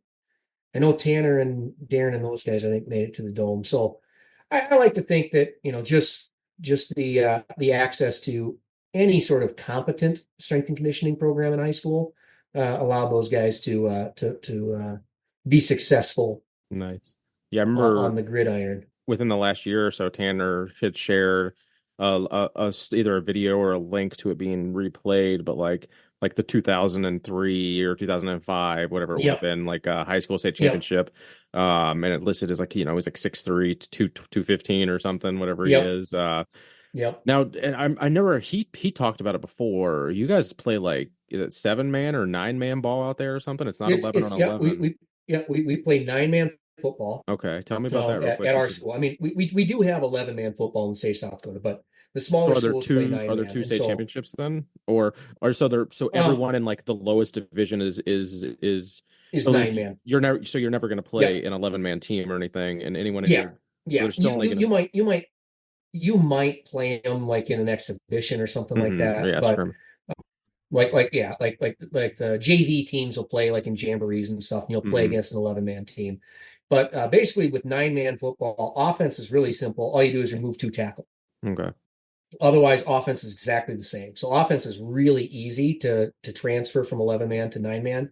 Defense is where it gets a little more complicated. Yeah. So you can't just take an 11-man defense and just easily transfer it to 9-man, because you got to account for it just I'm trying to count in my head, work out the same. You could lose a lineman, you got to make, I guess, is your best bet to some extent. Yeah, so it gets like a 3 most 2 4. 9-man defenses. Yeah, a lot of non-9-man football defenses are going to be like a 4-2, Okay.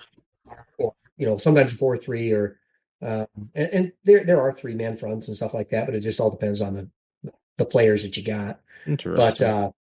But yeah, no, it's a 9-man is it's a very it does translate well to 11-man football. So there are a lot of guys that play 9-man football that can go on to college and transition to 11-man without too much difficulty, because it's not so much different than I mean, blocking assignments are really similar and all that kind of stuff, and all that. Yeah, it's different. And so basically, if we played on 100-yard fields, you could play on an 80-yard field.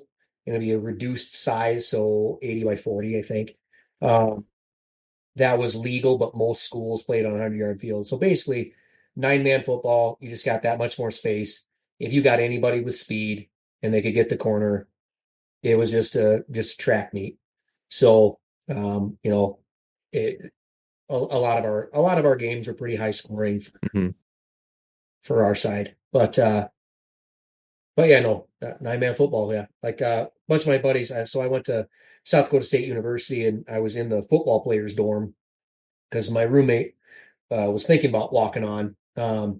And so one of the jokes is always like, "Oh, you guys play 9-man football? Do you guys play 3-man basketball too?" But noon ball. Yeah, but yeah, no. So that's 9-man football in a nutshell. It is. Was that? Sorry, Keith. I just need to clarify something. Was that tackle, or was that eating too much, 2-hand touch, and the twins? The twins. Dude, they're gonna keep that going they're gonna forget how many episodes it's been, and then they'll just kind of like once they forget, is this week 6 or 7, and they're just gonna stop doing it. But next week will be 4 if they keep it up. So it's been funny.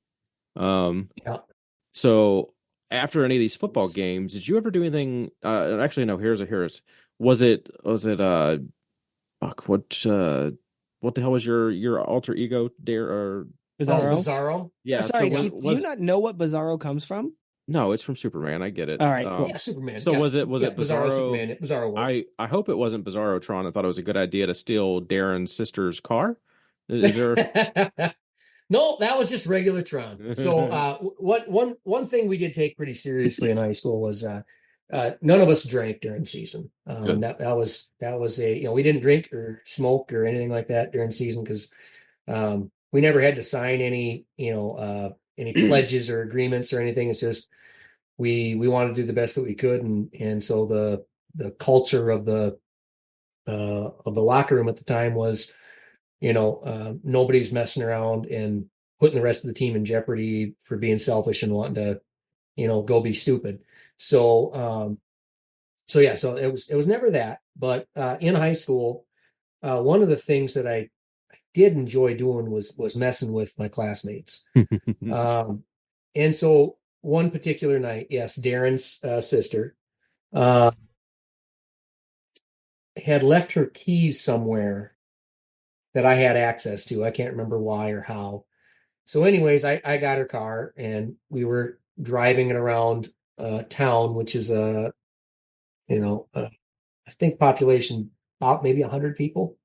So you only drive around every street in town before you start repeating yourself. But yeah, so I stole her car, um, and then picked her up in it, and then with some other friends and some of her friends too. And yeah, and we drove it around. And anyways, I made her late getting home to make curfew. And so she then wrote me a 2-page letter about how much it upset her that I had stolen her car and made her late for home, and then her mom and dad were super mad, and they were going to press charges for grand theft auto against me, and all this stuff. And the funny thing about that was my mom kept all these boxes of random high school stuff and started like giving them to me every Christmas. Yeah, same. Yeah. And like, so I was going through Same. these boxes and I found that letter. I found that letter that Michelle had written to me. And so then I took a couple pictures of it, and I literally found it the year, or it was like a couple months before our 20th reunion.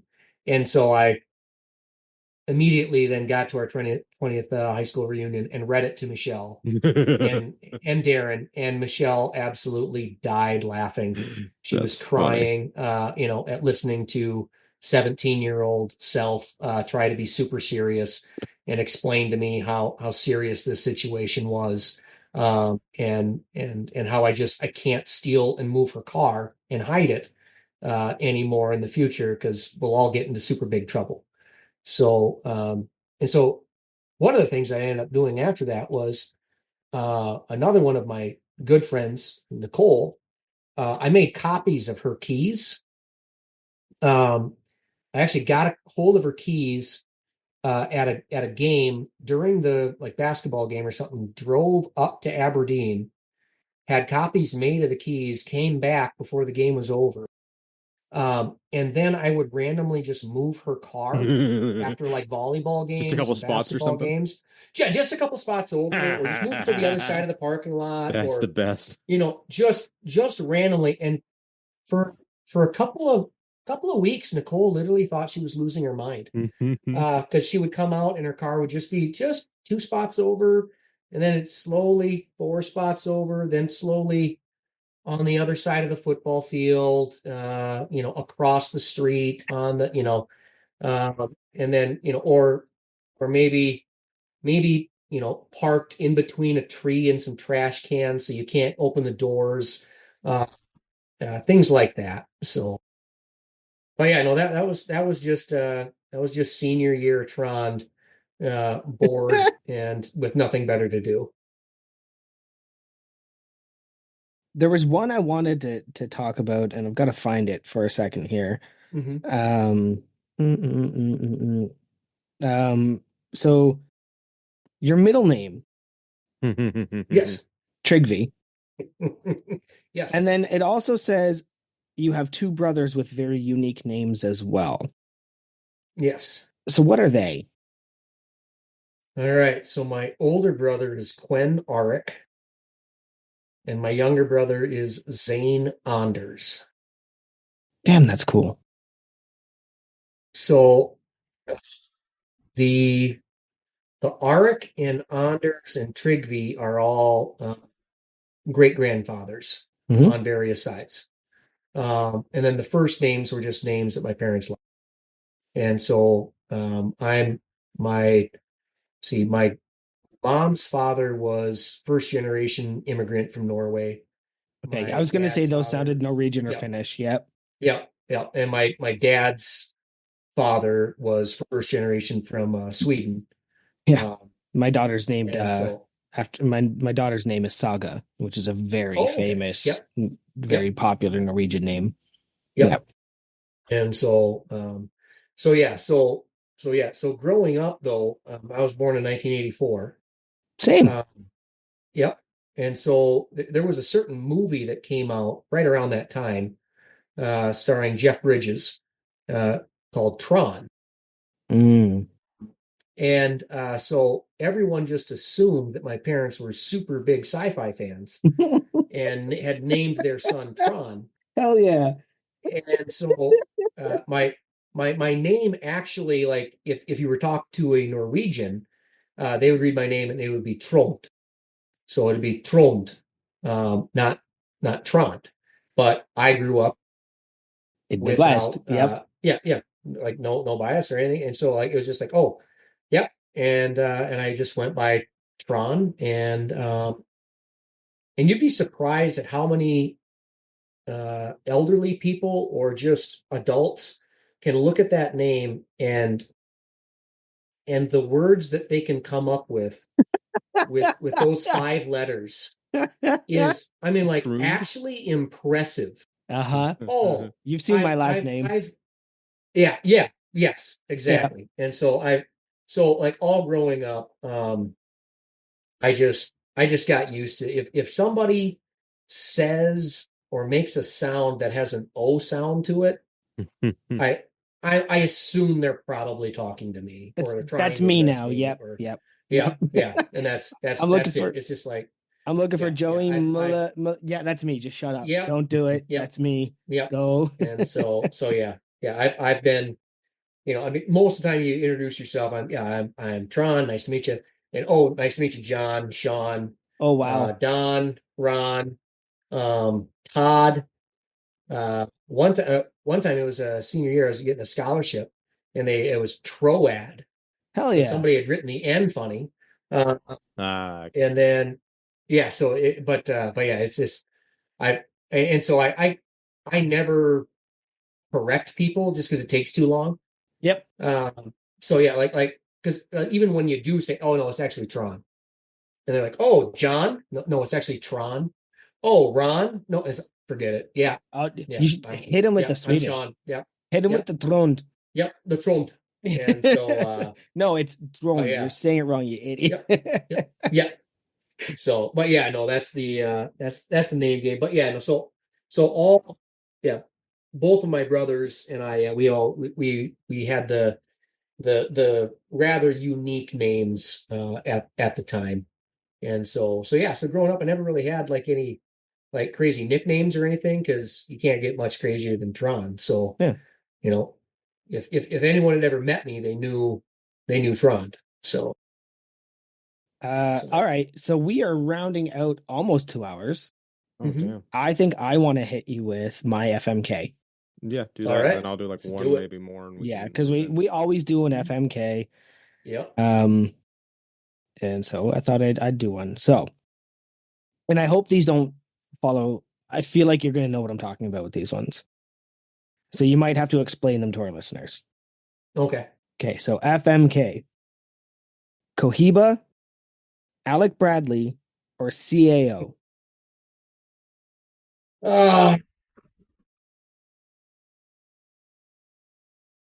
If there's one you don't, if there's one you don't know, if there's one you don't know, we can swap it for one you do know. I mean, I've had them all. I have not smoked very many Alec Bradleys. That was my Mary. Alec Bradley's my Mary. I know. I've smoked like I think maybe one Alec Bradley. I'll change that. I've had quite a few CAOs. Cohibas, I've had a few of each, both Cuban and their Dominican counterparts. But if I could substitute in for Alec Bradley because I haven't smoked a lot of them, if I could substitute in Perdomo, because I have smoked quite a few of those, I could do that. So let's see. Well, I'll answer your three first. So let's see. I'm gonna go fuck CAO, marry Alec Bradley, and kill Cohiba. And the reason is there's so many fake Cohibas out there. I call them pewhebas. Those are pewhebas. Exactly. They're made up of pubic hair off the floor. Yep. Yeah. My buddy got a good deal on the beach. I keep them in the freezer. Yeah, exactly. Yeah. I'm a bit of a cigar guy myself. Yeah, exactly. I bought a box of cigar when I was in Mexico. I snuck them back through customs, and you didn't sneak anything back. They looked at them and said, "Yeah, this is trash." So that would be the way I went. Because I've had a lot of different CAO, like a lot of like their they had like the Italian, they had like the Brazilian blend, they had some of those, like those were all really good. The one Alec Bradley I did have was really, really good. I don't even remember. I think it was just like my brother base brand. My brother smokes largely CAOs. Those are his favorite. Okay. I'm an Alec Bradley smoker. I'm a Dominion smoker first, but Alec Bradley kind of second. Okay. And I think that you'd be kind of shocked at how much, if you've ever had some of those Dominican Nicaraguan blends that are made in America, how many of those are Alec Bradley? So right. I'll bring one for you. I think specifically when I come to Live Hard, Live Easy, called the Bootlegger. Right. Yep. So they do the black market, they do the Vandals, they do like Alec Bradley makes so many things that doesn't have their name Alec Bradley on it, but then like if you just double check it is, I'll fix that. Yep. I think I'll bring you a good one because I almost wanted to do FMK like box cut or box press like pig sweet but like that's probably getting a little too it'd be a little too technical that everybody be but like. But I'll bring you a box press, Alec Bradley. Yep. I'll change your mind. Excellent. Yeah, I do love box press. Me too. Love box press. It's my favorite. Yep, I love box press. Box press and Robustos are just. I feel like it's because that's like the perfect size for me. Yeah. For like like the time to smoke, the draw, everything. I draw really hard when I smoke. Yes, so do I. And I find the box press. Like the box press kind of like allows it to because it's so densely packed that it just lasts a little longer. It slows me down. Yeah. So I'll counter my own. I'll give myself my own quick really FMK for cigars, and it would go Ashton, Perdomo, and Arturo Fuente. And so for me, the first real cigar I ever smoked was a Perdomo Lot 23. Okay. And I just, for nostalgic purposes, loved it. Love it, love it, love it. We were at a cigar bar in Sioux Falls. I was about on my third junior year of college. And we met this 50-year-old nurse named Mike, who we all walk in, the first time ever being in a cigar bar. All we'd ever smoked up until then was like Black and Milds and Swisher Sweets and things like that. And he's like, "You guys ever smoked a cigar before?" We're like, "No." And he's like, "All right, well, like, try this one right here. It's a Perdomo Lot 23 Corona. Start with that. Super easy, super nice, super mild. It's a great cigar."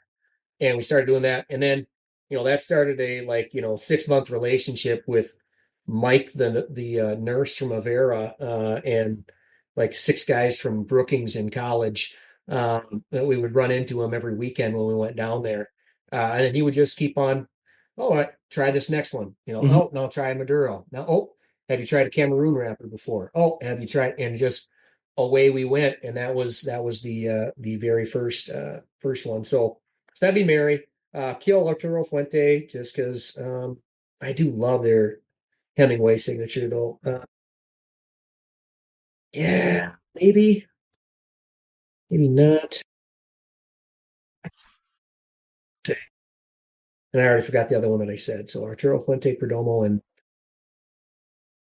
I forgot too. I should have been writing them down. I forgot. Yeah, it doesn't matter. So kill that one that I forgot. Yeah. So yeah. Get rid of them fuck all. Arturo Fuente. Yeah. So one more before we switch segments here. I want to hear put you on the spot. You don't have to sing it. but maybe just read a couple lines for me. So Yeah. so I heard that Trond redid the "I'm Just Ken" song made popular this year by the movie Barbie. You know, and what did you coin it? And anything you'd like to share about the song? You know, if you want to sing us a ditty, you know, you don't have to, but acapella, huh? Acapella. You can tell us. You can honestly just tell us a story about it if you don't want to sing. That's fine too. I can sing it, me, but I know. Well, so I shared that info with my wife because I was working on it. I'm a big Weird Al fan. Yep. Love the parody song. That makes two of us. So yeah. So when I heard "I'm Just Ken" and the way it made me feel when I saw that and heard it, made me feel like I was in in Discord and in Crü. So I rewrote lyrics for "I'm Just Ken," but it's "I'm Just Crü." And I ran out of time over the holiday season to get it recorded or anything, but debating if I think I'll read it to you we're guys. not to put you on the spot. Like if you want to have a bigger release and actually have it be a to do, later on. I'll read the lyrics, and then this weekend I'll try to record it with actual background music and all that stuff. But I think I got it saved on my phone so I can read it properly without. We can put a timetable on you. You have till next Tuesday morning if you really wanted to have it match with the podcast. But that's entirely no pressure. I wouldn't care. If you don't put a deadline on me, I'd never get anything done. Mm-hmm. No, you have 9 years to do college. Can you do that?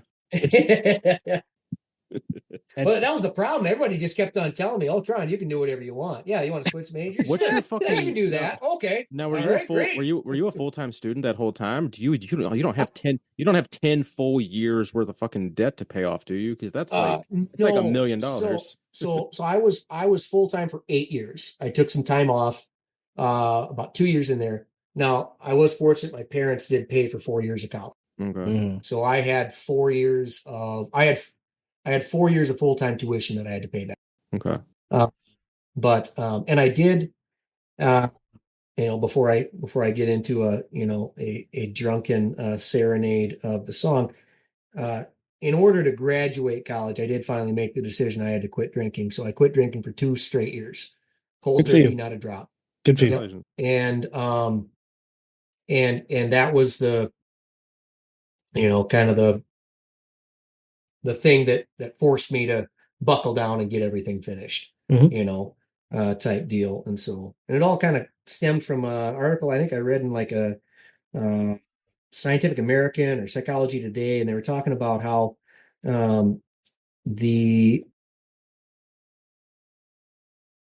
how your brain reacts to addictive behaviors and how it takes 18 months for your brain to fully rewire. And if you don't go fully 18 months abstaining from whatever that addictive behavior is, you don't ever fully actually recover from it. So it did take 2 full years. And then after that, then I kind of eased back into drinking. And at any time, if I decide I kind of got out of hand a little bit, I drop it cold turkey, don't drink for a couple months. And it's I'm not missing anything. I'm not jonesing for anything like that. So let's see if I can find this. I'll do an ad read. I was about to. I actually just opened the ads, and I was like, give them a chance to find this. Go ahead. So we'll do one that's you just talked about how basically dropping booze kind of rescued you from being able to actually get through college. So we'll go ahead and talk about Barbell Rescue. 100%. So at Barbell Rescue, their mission is to revolutionize barbell maintenance by providing gym owners and fitness enthusiasts with a superior cleaning solution. Their innovative 360-degree nylon cleaning brush is designed to enhance the longevity and performance of barbells. Their commitment is to ensure every barbell is in peak condition, promoting a safe, hygienic, and effective training experience. Go ahead and use code UNPAID to save 10% at Barbell Rescue. Now, I don't know if you guys know, but I got my Barbell Rescue. Oh, yeah. Yeah, I actually ordered one. So I've got a bare steel bar from Bells of Steel, and I just ordered my Texas deadlift bare steel. I actually wanted to take advantage of that blemish sale, but I can't buy myself to get a zinc coated bar. I just don't. I've used coated bars and I just don't. I'm not Keith. I'm not equipment guy over here. Yeah. Right. I could have saved $50, but I Yeah. just have always enjoyed bare steel. So I do have that. Sure. But I will say that ordering the barbell rescue brush, trying it, 2 or 3 times, when you know what? Yeah, this will help. I'm going to do this. And, I think it did lead to me deciding to buy the deadlift bar as well. Oh, nice. I was going to do that at some point anyway, but I think having a brush that helped me really take care of the things I have led to that next level. So code unpaid there, guys. So you'd almost say that barbell rescue makes tending bar much easier. Well played. That's a nice point. Yes. So now, the first time did you use it? Like first time I used it, I was like a monkey trying to fuck a football. Yeah, buddy, it was awkward as shit. Yeah, but then like the second time wasn't much better, but the third time you're probably getting the hang of it. That was like using my left hand. Like it was like not it didn't go well. Yeah. And then like you're supposed to spin the bar as you do it, and I don't have the dexterity because I'm a big dumb lifter guy, so I don't like have that smart. So, but once you kind of figure out, don't squeeze too tight, and blah, blah, yeah. The deadlift bar be much easier to clean because the smaller diameter. And just like the barbell rescue itself just feels better around the skinnier shaft than the girthier shaft. You need another minute, Trond? We gonna read another one? Or no, I got it. I got it. Here we go. All right. So this will be released. Well, I guess by Tuesday. So or in 10 years. Or in 10 years. One of the two. I mean, on a Tuesday in 10 years at least. Yep. See you next Tuesday. So next Tuesday. So it's Just Crü. And there is a chance I might break into singing like by the end because I'll just get so into it. Go then. All right. So anyways, all right, Joey, you talked me into it. All right. So we'll see here. Doesn't seem to matter what I do. Won't meet the guest with you. No one knows how hard I try. I've ideas running through my brain, driving me insane. What's in Tanner's sack tonight? Will the guest spot their drink right? I'm Just Crü. Anywhere else I'd have best do. Is it my destiny to live and die in discord mediocrity? I'm Just Crü, wanna have fun and be a silly goose. Or will I learn how to get strong, to stay strong and use my strength? And then there's a music break there, and then we jump into is to be unpaid and underrated. What it feels like to be supported while supported. But am I not big when in discord, laughing at me? I'm no memer. Then another music break. And then we go into the can you feel the memergy? Feels so real, mass memergy. Can you feel the memergy? Feels so big, mass memergy. All right, 2 more stanzas left, guys. All right, and then it breaks back into I'm Just Crü. Anywhere else I'd have best do. Is it my destiny to live and die in discord mediocrity? I'm Just Crü, wanna have fun and be a silly goose. Or will I learn how to get strong, to stay strong and use my strength? I'm Just Crü and I'm enough, 'cause I'm great at lifting stuff. So hey, check me out. Yeah, I'm Just Crü. I'm Just Crü, but so are you. Joined our druthers, hearken true. So hey, world, check us out. Yeah, we're Just Crü. Baby, I'm Just Crü. All right. You heard the big release of the first unpaid and underrated produced song coming to the. You guys can cut this in post. Don't worry about it. No. Oh, that's staying there because that's hilarious. That was a solid 3 minutes. Yeah. If you do want to have it if you do want it to live in, either Massonomics or unpaid and underrated infamy, it does have to be 90 seconds or less for real. But for that was classic. I'm sure you can, even if it goes over. I mean, it'll obviously that's hysterical. But and if you actually do record it, give us a chance to release it with you. Right. So like if you record it and you're going to put it on Instagram, collaborate with us or something. Because I don't think Trond I don't post anything ever. If I released it, I would be posting it to Discord and Discord only. So I'd be like that. Yeah. So if I you're going to prompt me to do a dance choreography thing so that I can make the video for it. Yeah. There we go. Maybe we need to. Yeah. No, that'll be too long. But yeah, no, we'll see what I can get put together by Tuesday. So. Well, I think that's going to be a hit, even if you don't get a chance to put it together. I think that live rendition was pretty damn good. Yeah, it was really great, actually. Especially, and like you said, that you're a fan of Weird Al, and do you also enjoy DJ Cumberbund?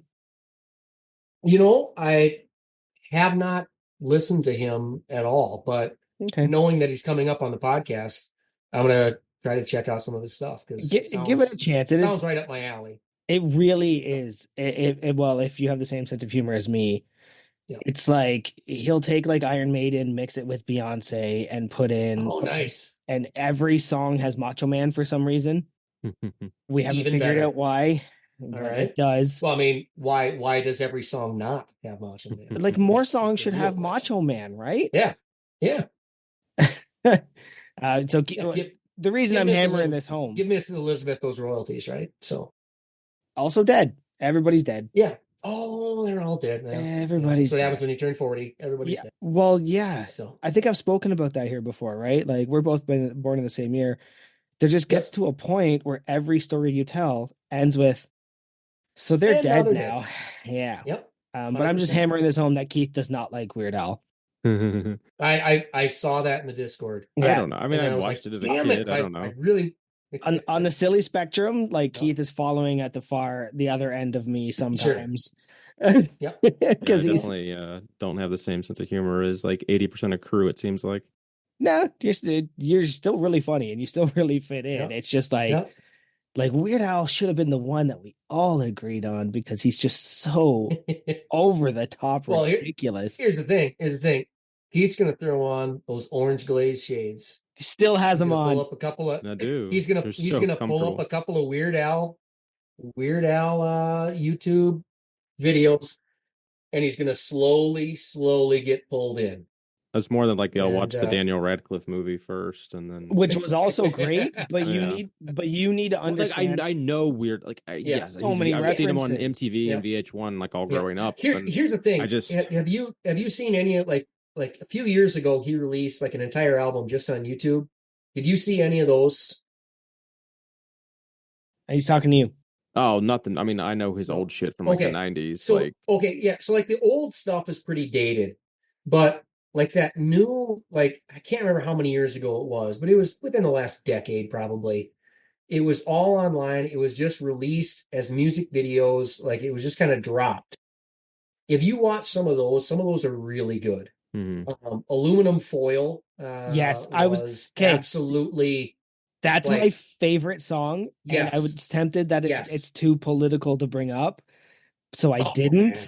But gosh, that song is hilarious. Yeah. Yes. And the music video. It was the music video was so good. Yes. I'll watch it tomorrow. But you have to understand so many things to get that. Okay. Whereas, Yeah. like, I understand that the best type of comedy is you don't really need to understand the backstory.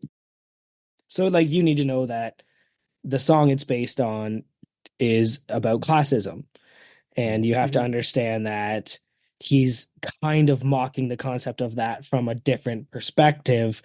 It's so many levels. Or is it just silly stupidity? Like, he's genuinely a genius with comedy. Well, he's an extremely intelligent, and he's clean like, comedy. He's and that clean. which is so hard to do. Yes, Yeah. I yes. mean, I could never do it. So yeah. Did he start really young, or is he like 70 now? We don't realize it because he was He started like, stupid young. He was in his he was early like in 20s. college. Okay, Like he was in college when he first, I think, released like some Eat It or something. like just some songs. The first one was like, Another One Rides the Bus. Oh, okay. Yep. Yeah. I didn't That was hear the that one. Yep. it was a what do you call those? The fucking help me out here, guys. This instrument. The squeeze box. The accordion, thank you. And it was like an accordion and like a guy doing like fart sounds with their hands to make fun of Queen. And that's fucking great. Oh, it was fantastic. Yeah, it was fantastic. So you guys ready to dive into a little unpaid or underrated little game we have? Let's do it. Yeah, I was gonna say I don't think we have a choice. I think the clock is moving us that way. Yeah, we've yet to hit midnight, and I don't have any intention of hitting midnight on a podcast. We start at 8:30. All right, Big Trond, you familiar with the game? Unpaid Keith, and underrated. Just one more PR. Let's make it no balls. No. We're going to Lamplighter. Just in case it's anyone's first time listening, we do not play overrated or underrated. We play unpaid and underrated. Obviously, unpaid is overrated because no one wants to work for free. So, Big Tron, unpaid or underrated? I'm gonna go with playing the piano or piano lessons. Actually, let me go piano lessons. All right, piano lessons. Piano lessons are unpaid, but in my case, very much paid. Yeah, I want to hear that story. I was okay. So I started piano lessons when I was, I think, in end of third grade, and I love the piano. I to this day can still play a couple of songs on it. Chopsticks. You know, I love. I can play like a dumbed down version of The Entertainer. But I hated piano lessons because I played by ear. And so I couldn't count. And so I couldn't sight read. So if I could con my teacher into playing the piece that I needed to learn for next week, I'd have it before I left the room. Well, she figured that out after about 6 months. And then she would no longer ever show me any demonstration of the songs. And so it got hard. I didn't like it. And I remember going to my mom. I was going into my fourth grade year, and I went to my mom and I said, I don't want to do piano lessons anymore. What would I have to do to get out of piano lessons? And my mom said, well, if you don't want to do piano lessons, we've already paid for the whole month. Or we've already paid for, I can't remember how long. We've already paid for your piano lessons for the rest of the year or whatever.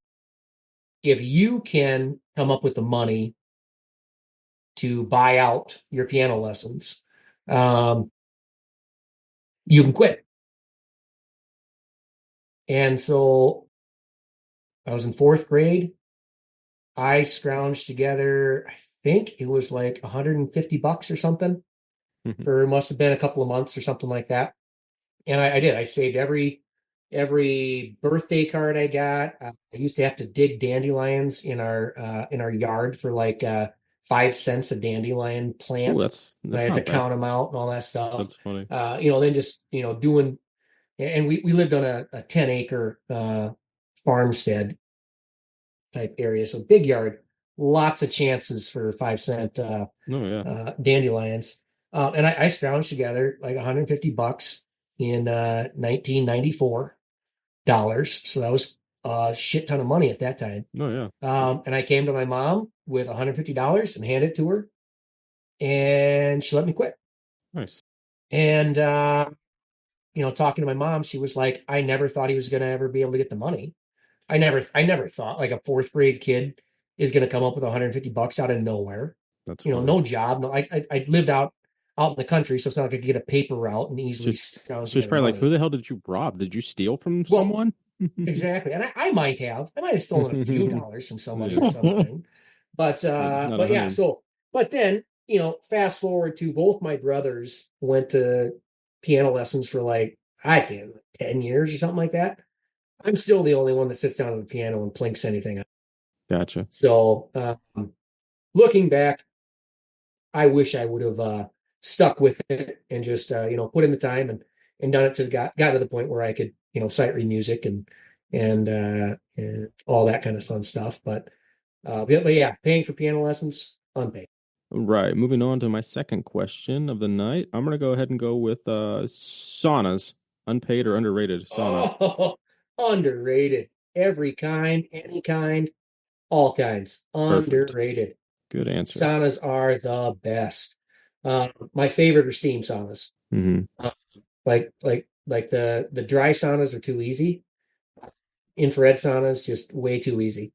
If you really want to like feel heat, you've got to get into a steam sauna and be breathing that humidity in and have that humidity in the air so that when you sweat, it doesn't cool anything down. It just stays and sticks on you.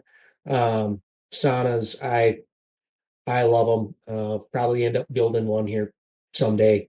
Uh, yeah, I absolutely underrated. Awesome. All right. I'm gonna ask you my last one here, and then we'll hand it over to Big Joey to bring it in. So, unpaid or underrated cake. Ah, unpaid cake is trash. It's nothing but Agreed. trash. Cake is Agreed. cake is a waste of air and oh, no, like cake is a wasted opportunity that could have been pie. That's all cake is. Yeah, no, I do not. No, cake is absolutely trash. Uh, A friend would once not. a friend once called me out, Trond, for saying I don't eat confections. And they said Yeah. he went, that's the weirdest way I've ever heard anybody say it. But I don't eat cake, I don't eat cupcakes, I don't eat bread, I don't eat I can eat bread like sometimes. I'm Mhm. trying to force myself to just, macros and diet and fiber and Yep. stuff. Sure. But like, yeah, none of it. I don't eat any of it. None of the sweets, none of the cake pops, none of that shit. Like, Yep. See, I can eat an entire loaf of bread in like I can't do without it. even realizing it. Bread is that's my Achilles heel. That's my kryptonite. Like fresh Bread made, homemade bread bread. is bread is Yep, dry like cake to bread. me. I can't Oh, see, understand it. that's because you're not putting enough butter on it. That's all it is. You put enough butter on it, it's golden. But yeah, no cake. It's it's just it's just a crappy transport system for Icing. sugar that doesn't even taste that good. Yeah. Yep. Yeah. I'm a pie guy all the way. Hmm? If I'm gonna have a dessert, I want pie. But yeah. And the same thing with cookies. Uh, cookies is just nothing more than a wasted opportunity to eat cookie dough. Yeah. So I don't eat cookies either. yeah. So yeah, the kids and the wife love me because every time I get them, I'm like, thanks, and then I just immediately hand them to them. Uh, so my wife actually for Christmas made me homemade beer nuts. Oh, Yeah, but she made them with I've like never made them at home. well, Okay. me either. She did, and they got like spicy maple coating. She used Yeah. cashews because they're my favorite, cashews and hazelnuts. Okay. So that was like that's the kind of thing that if I'm gonna eat like a Sure. trashy something, it's gonna be that, Yep.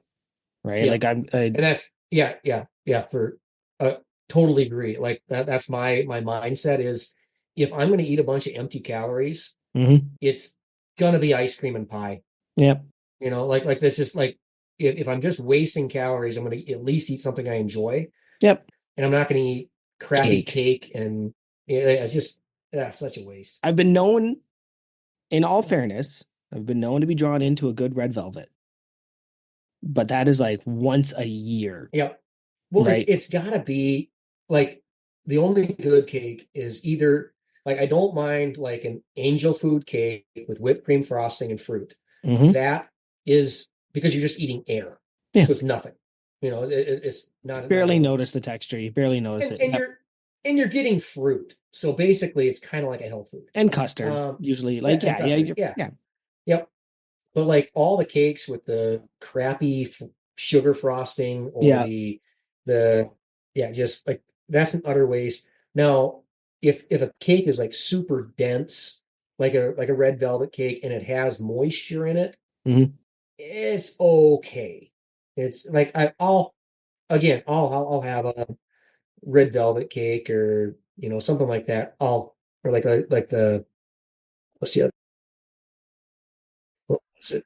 Well, some of the upside down cakes, like a rhubarb upside down cake, like that kind of thing, where you're pouring cream over it or whipped cream or something like that. That I can handle, but it's like a dense pound cake almost. That's okay. But traditional, regular birthday cake, wedding cake, trash. Yeah, I won't eat them. Yeah. Okay, so side tangent. I know Keith doesn't want this to go all night, but I want to ask. I just had to go to the bathroom immensely, so I was trying to. Can I wait till the end of the podcast? Nope. So I don't eat pie very much either. I'm just not a dessert guy. Like my dessert is a shot of Jaeger, and maybe I'll have like a handful of all dressed chips. But if I'm gonna, like me, some strawberry rhubarb. I especially like me some blueberry. What are your top? What's your Mount Rushmore of pies? Strawberry rhubarb's on there. Oh, hell yeah. Definitely. Strawberry rhubarb, lemon meringue. Lemon meringue's on mine. My grandma used to make a mean lemon meringue. We'd all look forward to it every year. Absolutely. I'm going to go with raspberry peach. That's wild. Seldom used combination, and it's just like strawberry rhubarb. Yeah, it's tart and only sweet. A little sweeter. Yep. And so it's like raspberry peach is fantastic. I tend to like fruit pies, but I got to think for the Mount Rushmore, you got to go. I think you got to throw pumpkin in there, just because it's an American standby, like a good flavored pumpkin pie, not a store-bought pumpkin pie, not somebody's grandma who accidentally dumped the entire jar of nutmeg into it. But like a classic solid pumpkin pie with whipped cream. Yeah. If there's no whipped cream, the pumpkin pie is off. And that's probably why I don't not even worth eating. I don't like whipped cream. Not even worth eating. Gotta have Cool Whip. Oh, okay. That's probably why I don't like pumpkin pie. I just don't like whipped cream. Right. Yep. So then if you're gonna say no pumpkin pie, you had me at all three of those. As I'd say alternative, like a wild tart cherry pie. So not a store-bought maraschino cherry pie. If you can get like real, like tart cherries, wild real cherries that you actually, and all the fruit pies should go without saying, none of them are from canned fruits. They need to be from actual fresh fruits, fruit that are then, boiled and turned into pie filling. But a good cherry pie is top of my list. Edges out blueberry. Otherwise, like if cherry's not an option, blueberry would be on. As a Canadian, blueberry is obviously where I'm going to go. It's a boreal fruit, right? And so absolutely. Yep. Okay. Yep. I'm going to make one up right there. Blueberry tart cherry right there. You mix that up. It'll be a beautiful purple hue. It'll be, that'll be money right there. It'll make your shits nice and scary the next day. Absolutely. Yep.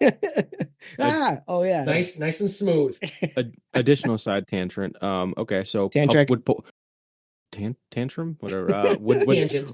Tangent. Yeah. Would pumpkin pie be a thing without Thanksgiving? Like I don't remember the last time I had pumpkin pie outside of like November. Outside of Thanksgiving, I can't think of it either. That's why I was curious if I don't know if it would be. I mean, I'm trying to think like when else. I mean, like I've never had a pumpkin pie in the summer. Like I don't. No, like occasionally you might have pumpkin pie. Because you would have it with the harvest. You'd have it with the harvest, and the harvest of pumpkins is in the fall. Yep. Yeah. Okay. I gotta So say, Thanksgiving. yeah, without Thanksgiving being the holiday, I Maybe don't a know, pumpkin Halloween pie party makes kind of it. thing, but I don't know. Yeah. Even then, I don't So know. I'd say Thanksgiving. Yeah. Moav loves Mhm. cooking with pumpkins. And I will Yep. tell you, I have never in my life eaten a chunk of pumpkin. Because to No. me, they were jack-o'-lanterns and then you Mhm. threw them in the forest. Like that Yep. was, you never. But she grows these particular little tiny pumpkins because they last forever, all winter. Yep. Yep. And she cooks with them. She'll empty them out, she'll slice them, and she'll put them in pies, and she'll put them in tortilla, she'll put them in shepherd's pie. And I was like, no, pumpkin's trash. It's not real food. So, like, I think that it's part of the reason you have it when you have it. It's just because that's when the pumpkin harvest comes. Like Right. the big orange pumpkins that So, you so just are you, go ahead. yeah. I was gonna say, so are you saying like if there wasn't a Thanksgiving, do you think the pumpkin mafia would have forced some sort of fall uh holiday that pumpkin pies You gotta do would something be with the pushed on the pumpkins. masses then?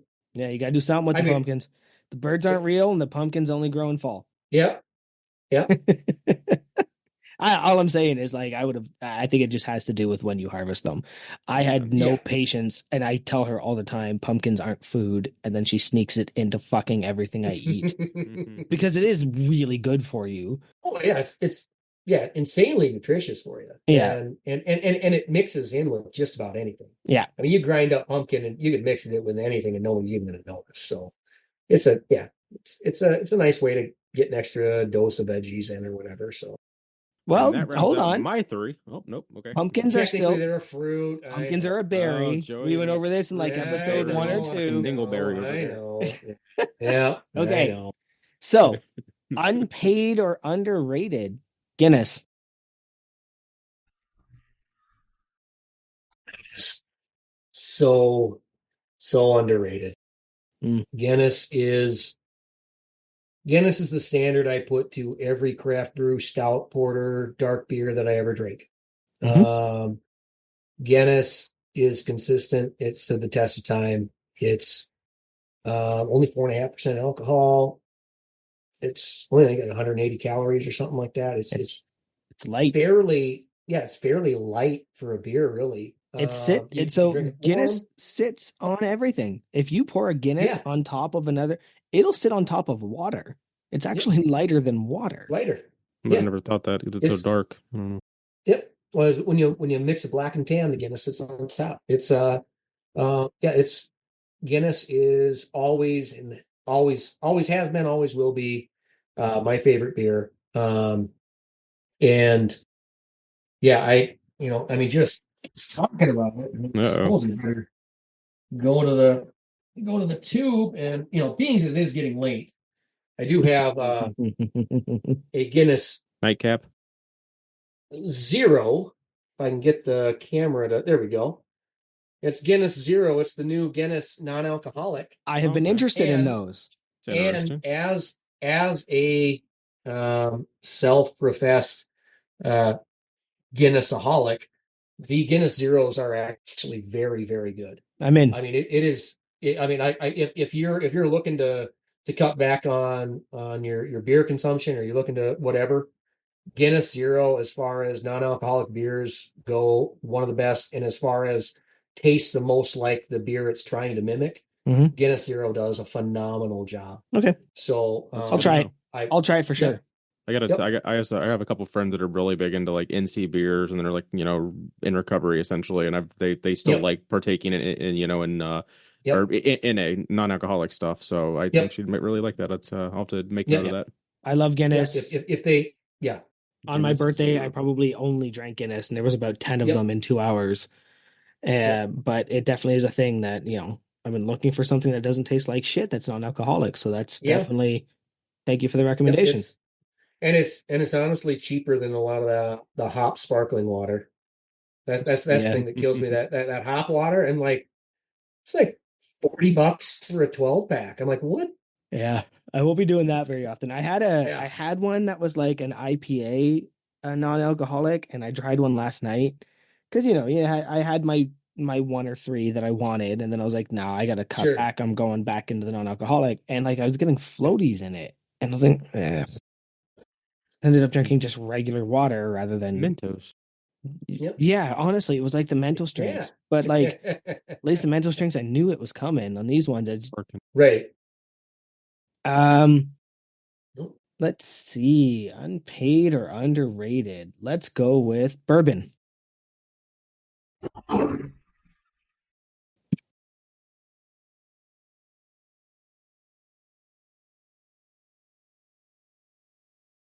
I'm going to say bourbon is unpaid. Mm-hmm. That hurts me to say, but too many people are whiskey drinkers and just get sucked into only drinking bourbon, and they don't try any other whiskeys. So technically, you know, they they only drink the American bourbon whiskey. They don't try Scotch. They don't try Canadian whiskeys. They don't try Irish whiskeys. They don't try regular, non-bourbon whiskeys. And uh, so yeah, I'm going to say bourbon is, as much as it kills me to say it, I'm going to say bourbon is unpaid. Yep. All right. I love me. There's so many other whiskeys out there that can match any flavor that you can get from bourbons, from other countries with other ingredients, other aging processes and barrel aging and all that kind of stuff that you can get smokiness in the bite from a bourbon, from another type of whiskey, and so yeah. So if you only ever say, I only drink bourbon, well, you're missing out on other opportunities in life to find something you like even better. So I do love a good bourbon, but I think you're right. There's definitely other experiences and flavors to be had. Yep. So this brings up, I think, my last one. All right. Unpaid or underrated, faking food allergies.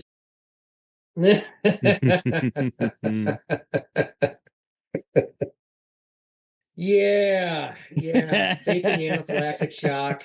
Having to go to the emergency room with food lodged in your throat, all for a gag. Pun intended. Yeah. So, okay, like to be fair, you're kind of making me look like a bad guy here. No, your wife I'm sure had set us up. Yeah, that's 100% from my wife. Yeah. She. Are his allergies real? I say no. Yes. Since being with him, he now eats almost everything he said he didn't when we first met.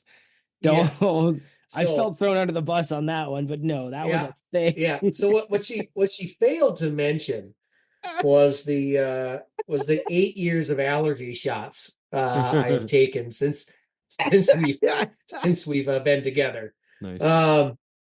And how those allergy shots have actually worked. When I first got tested for food allergies, I was a senior in high school going off to college, and I was sitting in high school senior year at the lunch table. First senior, well, only senior in high school. I know you only did 4 years of high school. It was just it was too good to pass up. Yeah, it was college that I really phoned it in. But anyways, so senior year of high school, I'm sitting there, and it was the 3C day, chili, cinnamon rolls, and carrots. And I'm eating the chili like I normally do, and all of a sudden, like, my lip starts tingling and feeling kind of puffy, and then my tongue starts tingling and feeling kind of puffy, and then it's kind of starting to get hard to breathe. And it's like I can't swallow, and like it's hard to swallow saliva, and like getting really tight and all that. And I didn't know what the heck was going on. So I got up, went to the bathroom, was like drinking water, and just stopped eating or whatever. And one of my mom's friends, she was actually a nurse at a allergen doctor's clinic. And when she heard that, she said, "Well, you got to get Trond up there tested right away, because that's like he could die at a restaurant, you know. And so I went up there that summer, I think my senior year, got tested, and they did the back skin poke test Yep. on everything. And so I got tested for like 90 some things or whatever. On the skin poke, they had the big react. I mean, I tested positive for all kinds of, environmental allergens and all that kind of stuff. But the food ones was beans and fish. And so the bean one, they said on a scale of 1 to 10, was an 8. The fish allergy, we don't know because it was 3 times the size of the bean. So I had a dinner plate size welt on my back from a single pin poke with fish on it. When they did the subdural test on my forearm, and they gave a bean serum. So it'd be what I would get if I was going to get the allergy shot. They wanted to see how it reacted. The bean, as soon as they put it in, they were going to give me 9 shots in my forearm. I got to the first 3 done. As soon as they put the bean one in, my forearm swelled up to the size of Popeye. I couldn't feel my fingers anymore. And they had to give me a shot of epinephrine in the office. And so I had literally the fish allergy. I could be at a restaurant, and if somebody ordered fish at the table next to me, the smell of the fish would actually cause me to have anaphylactic reaction. So my throat would start closing up. I'd have to get up and leave. And so, which is great when you come home from your sophomore year of high school and your mom orders fish at the table because she forgot that you're allergic. But then, so yeah, for about, I'd say 15 years, I didn't have a single bean. I didn't have any fish. But I started doing allergy shots and did that on and off, like 5 years at a time, 2 stints of that. And then the last time I went in for testing, I had no reaction to beans, no reaction to fish. Nice. So then, of course, my wife, who always said that the allergic reactions was just me, So having funny. some psychosomatic episodes or something. She's like, well, now you can eat it. Yeah, well, you could have done that all along. So, You didn't need to be doing shots for the last 5 years to. you know what she's doing to you? You know what she's doing to you? She made copies of your car keys and is hiding your car all over the parking lot. She's gaslighting. She's gaslighting you like you gaslight that person when you did that to their car. Yep. And you can't say you didn't earn it. I deserve it 100%. I deserve it 100%. Well, the good thing the good thing now is in July, you and one of the Big Davids, UK Big David, you guys can have beans and toast together now. Whereas a few years ago, you wouldn't have been able to. Nope. And I will say, a couple summers ago, we went to Ireland. Beans for breakfast, highly underrated, guys. Hell yeah. I don't know what it is. It's magical. Yep. It really is. Like you get beans and toast and eggs and sausage and bacon, and like it's the missing ingredient that you never knew wasn't there for breakfast. Like it blew me away. There was a time I would go to a Scottish restaurant. They don't do it anymore because now they're all mainstream. But there's a couple Scottish restaurants in my area, and you do their Scotch breakfast, and you would get your beans, you would get your fried tomato, you would get your haggis, a square sausage, couple eggs, and some toast. And like you're like, yeah, this is the best. Like no wonder these were the greatest warriors. This is their breakfast. Yes. The good news is I think you passed unpaid and underrated. Excellent. And then just before we jump into the next thing, I have one thing I want to call back to. Yep. There are definitely classics with the spin wheel in the Massonomics gym, but there are also at least 2 iPod touches. Oh, nice. You missed already. Okay. Yeah. All right. Yeah. Because I said, like, I remember the picture and I messaged Tanner and I was like, I think Tron just called me out. I want to see how well I remember stuff. So we got it. Like, we were both right. There was definitely one of each. All right. Okay. I just want to bring up something. I want to bring up my friends at Obsidian Ammonia. Based out of Ontario, Canada, Obsidian Ammonia has become one of the leading names in smelling salts for the lifting community, combining extra strong salts, a passion for the sport, and a silly goose marketing plan. Big Travis has become an important part of PRs in gyms across the world, from basic salts that will help a PR to the strongest thing to ever slice your face apart. These salts combine science with violence to assist you with your next max attempt.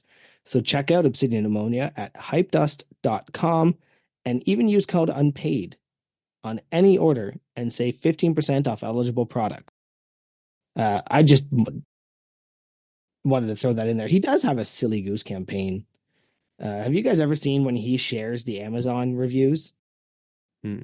It's one of my favorite things, and I wish he would keep doing it. It's just like people threatening to sue him because it hurts his nose.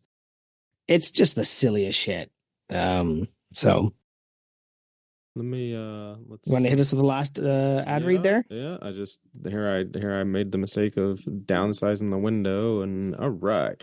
So our good friends over at Plate Snacks, where you can go ahead and use code UNPAID to save 10% at Plate Snacks. So at Plate Snacks, their mission is to transform gyms into vibrant, personalized spaces with custom vinyl weight plate decals. They are dedicated to helping home gym owners and fitness enthusiasts express their unique style and brand through high quality, durable, and visually striking decals for weights and weight stacks. Their goal is to inspire motivation and pride in fitness environments, making each workout not just a routine, but a fun and exciting experience. Go ahead and use code UNPAID to save 10% at Plate Snacks, please. And that is one that no one's taken advantage of yet. I think I will give it another few weeks. If no one uses that code, I think I'm going to drop it from our affiliate read just to save time because, not getting any traction on it. There's no point of us wasting a minute every episode and just bugging you guys with it. But the barbell rescue actually got a payout there the other day. It was enough to basically offset some of my sticker investments over the last year, so that was kind of nice to be like, oh, payment, I'm only down a little bit of money now from this podcast, so we're good. We're almost broken even for our out-of-pocket investments. I bought a whole new computer. So you got a whole fucking thing, but you can use that. I'm sure you use that computer for at least one other thing during the week, or porn. I guess no, just in general. Do you use it to No, almost never.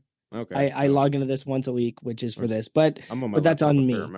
Yeah, that's on me. That's not on. You also have a family computer that your kid could start using in a few years. Yeah, I mean, as soon as they have to, I don't know. I guess. But ultimately, I'd like to describe that Plate Snacks does the plate covers, but they do everything else. They'll do custom banners. They'll do custom if you have one of those things in the gym that is what do you call those? The stacks? Oh yeah. In the machine. They'll do plate, those. The plate stack on if you have a plate loaded lat pull down or any kind of standalone machine that has a plate stack on it. Yeah, you can give them the exact measurements of it, and they'll literally put the coolest shit on it. I've seen all kinds of skulls and flames and your own personal logo. You can do all kinds of stuff like that. So it's a really cool one man show, little small company. I just want to have some crew start taking advantage of it, or we're not going to see a return on it. There's no point of wasting everyone's time. But I literally buy stickers from him once a quarter. And he does stickers. He does custom stickers, does custom banners, does custom plate bumpers, we'll talk more about what they do. Maybe we'll dedicate a little more time than just that kind of thing. Because I think that most of us are doing that stuff anyway, right? You have an unpaid and underrated banner. Yep. That is our thing. I should have got one through him, but I just added it to my Amazon wish list because I could get one on Amazon for $20, but I probably could have got one from him for $30 of better quality. But it was more of anyone that has a home gym that wants to do a random custom banner, a lot of the stuff might not even be on his website. You have to just DM him personally about it. But I will email him about my sticker. Basically every few months, I'll just email him about the stickers. I'll just go to the same thread, the same email chain that I've had for the last year and a half from all the stickers I've bought from him. So, go ahead and check out Plate Snacks. All right. So now next segment. Yeah. Big Trond, take it away, buddy. The floor is yours. What do you got for us? All right. Well, I'm going to start off with some unpaid and underrated for you guys. Ooh. So I've got some curated special unpaid underrated topics for each one of you. Nice. Joey, I'm going to start with you first.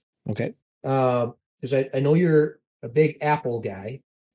So I got some Apple specific questions for you for unpaid underrated. So unpaid or underrated Honeycrisp apples.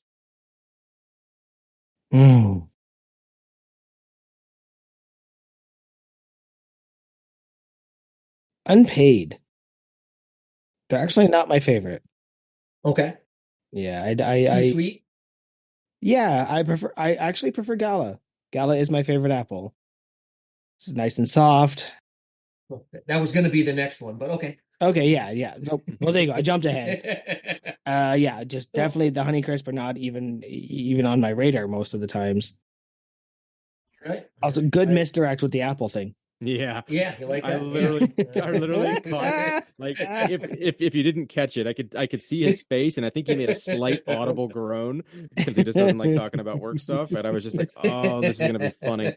And then he fucking threw out the apple, the fruit, or That's good according stuff. to Joey, maybe an apple's a berry. I don't fucking know. Yep.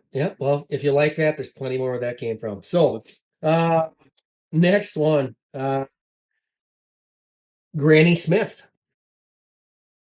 Granny Smith apples. Nah, too tart. Way too tart to eat separately. Now, if you're gonna eat those with some caramel or a little cinnamon covering, but like when I eat an apple, I don't want to prepare for it. I want to just take an apple and walk away. So if the fact that Granny Smith needs a little help, we would put it in the unpaid. Sure. They're baking apples. Those are baking apples. Yep. Next one, we'll go the old, tried and true Red Delicious. Delicious apples. It's the easiest accessible. Up here in Ontario, they're grown everywhere. Definitely kind of underrated because I think a lot of people are going to look at them and go, oh, great, yeah, free Red Delicious. But like, sorry, those are free apples with delicious fiber and vitamins that like doesn't taste like a butt. So yeah, I'm going to go with unpaid on that one. No, wait, underrated. Sorry, underrated. Yeah, underrated. All right. Well, let's see. I was going to say, I know. Well, you said Gala is your favorite, so we know that's unpaid. So what about Brayburn apples? Never heard of that one. Yep, can't say I've had one. Can't say I've had one. Okay, they're similar to Gala. How about Pink Lady? Have you had any Pink Lady apples? I have, and I can't say I remember much by them. I keep trying to convince my wife to buy them, but they're always kind of the most expensive. They are very expensive. I don't remember the last time I ever had it. Yeah, I don't have a genuine answer for you on that one.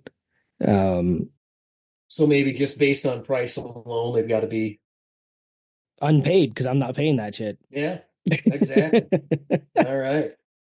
I'm going to jump to Keith now on the that good news, Joey. You passed. You didn't even ask me about Fuji or Fiji. Yeah, that's. I mean, if you want, unpaid or underrated Fuji or Fiji. Fiji? Yeah. Those are the unpaid ones. They're the underrated ones. Those are the best ones. Those are delicious apples. Consistently delicious. Great. And they're consistently reasonably priced. Yeah. They're not, they're like the Honeycrisp and the Pink Ladies are always the most expensive because they're the sweetest. Yeah.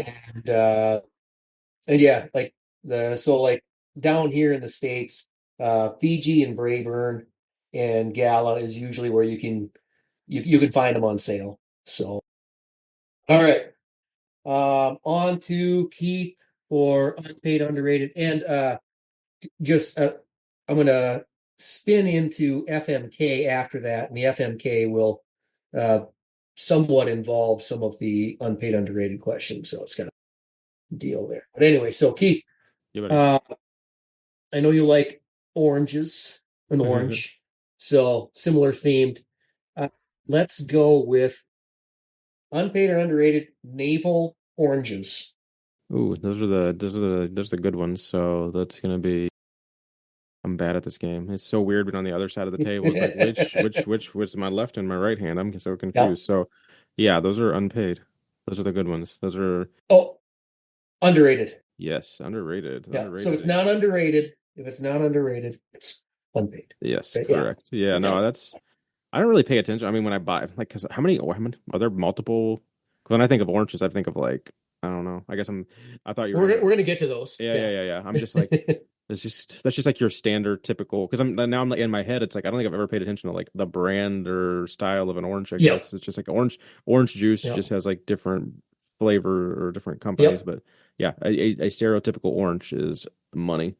But oranges, Yep. you know, the worst thing is when you get that like it's not necessarily that it's ripe or rotten, but it's like it's almost like a plasticky taste inside, and like the little parts Yep. that should like be nice and crisp or have just like these It's little almost pockets dried of out. water. Yeah, it's like almost like a pocket of Yes. water, and it's like, what the fuck is this little like gel capsule inside of my orange? It's so Yeah. gross. And then it completely ruins it. But and you got to Yep. think like, let's see, if you ate 10 oranges, like 3 of them might be like great, and the rest are kind of shitty. So like in that aspect, Yep. oranges in general kind of are on the ride the line. But you know, I will And as a man in my culture, and you know, I have to always lean into the oranges. So yeah, all 100% right. underrated. All right. Navel orange is underrated. All right.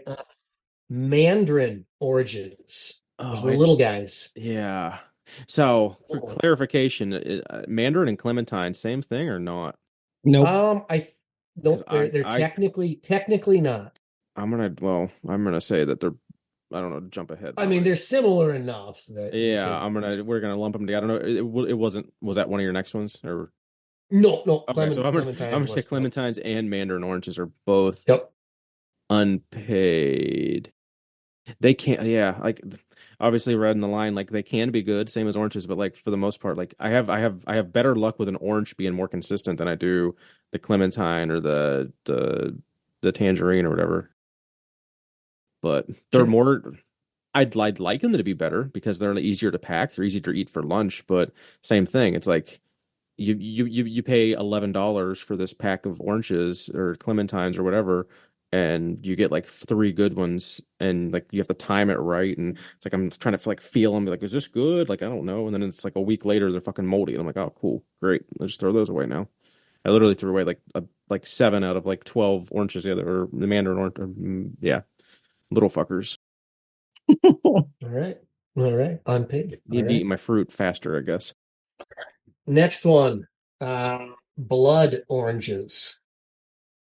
Now, is Unpaid, underrated. that actually a fruit or is it just a flavor? Because No, it's a fruit.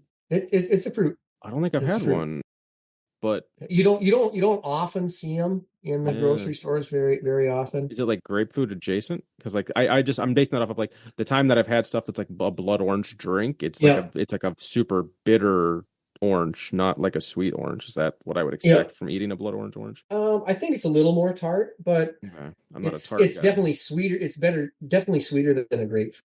Okay.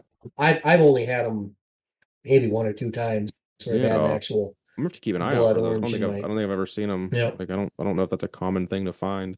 I'm sure you could find them at like specialty granola stores or Whole Foods or something like that. I think we have to have an entire video now of Keith trying different oranges. Absolutely. Yeah, that'll absolutely. be. We'll have a minute and a half video of Keith Yes. trying them and going, what? Which one is this again? Yeah. So I guess He's since I've still never wearing those fucking glasses. they're dude, I'm telling you, every time I take them off, They're- it like they- wakes me up and makes me pissed off. So no, like my plan is to keep these on for another see, 40 minutes or less and go to bed.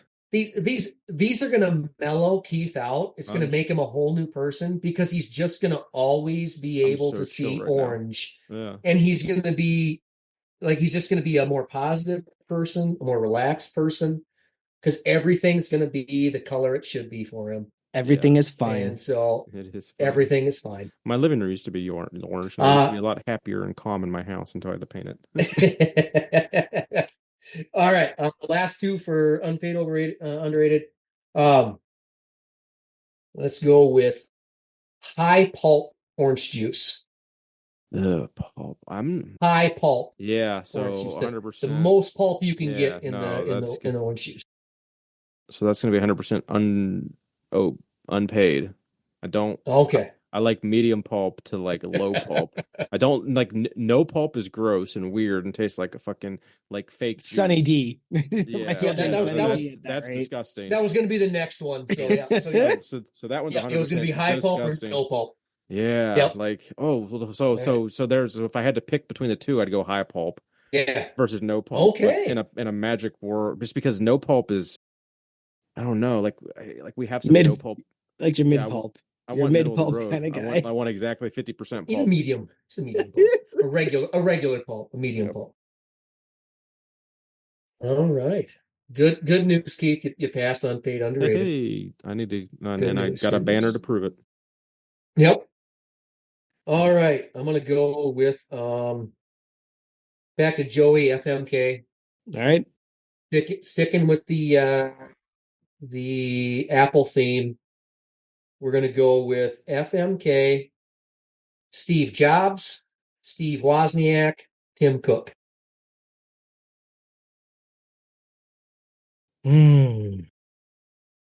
I mean, in reality, I don't care about any of them. Who's uh, worth the most money that you could keep, I guess. so probably Steve Jobs, right? Like, I Mhm. think we'd marry Steve Jobs because, you He's kind of know, an asshole, though.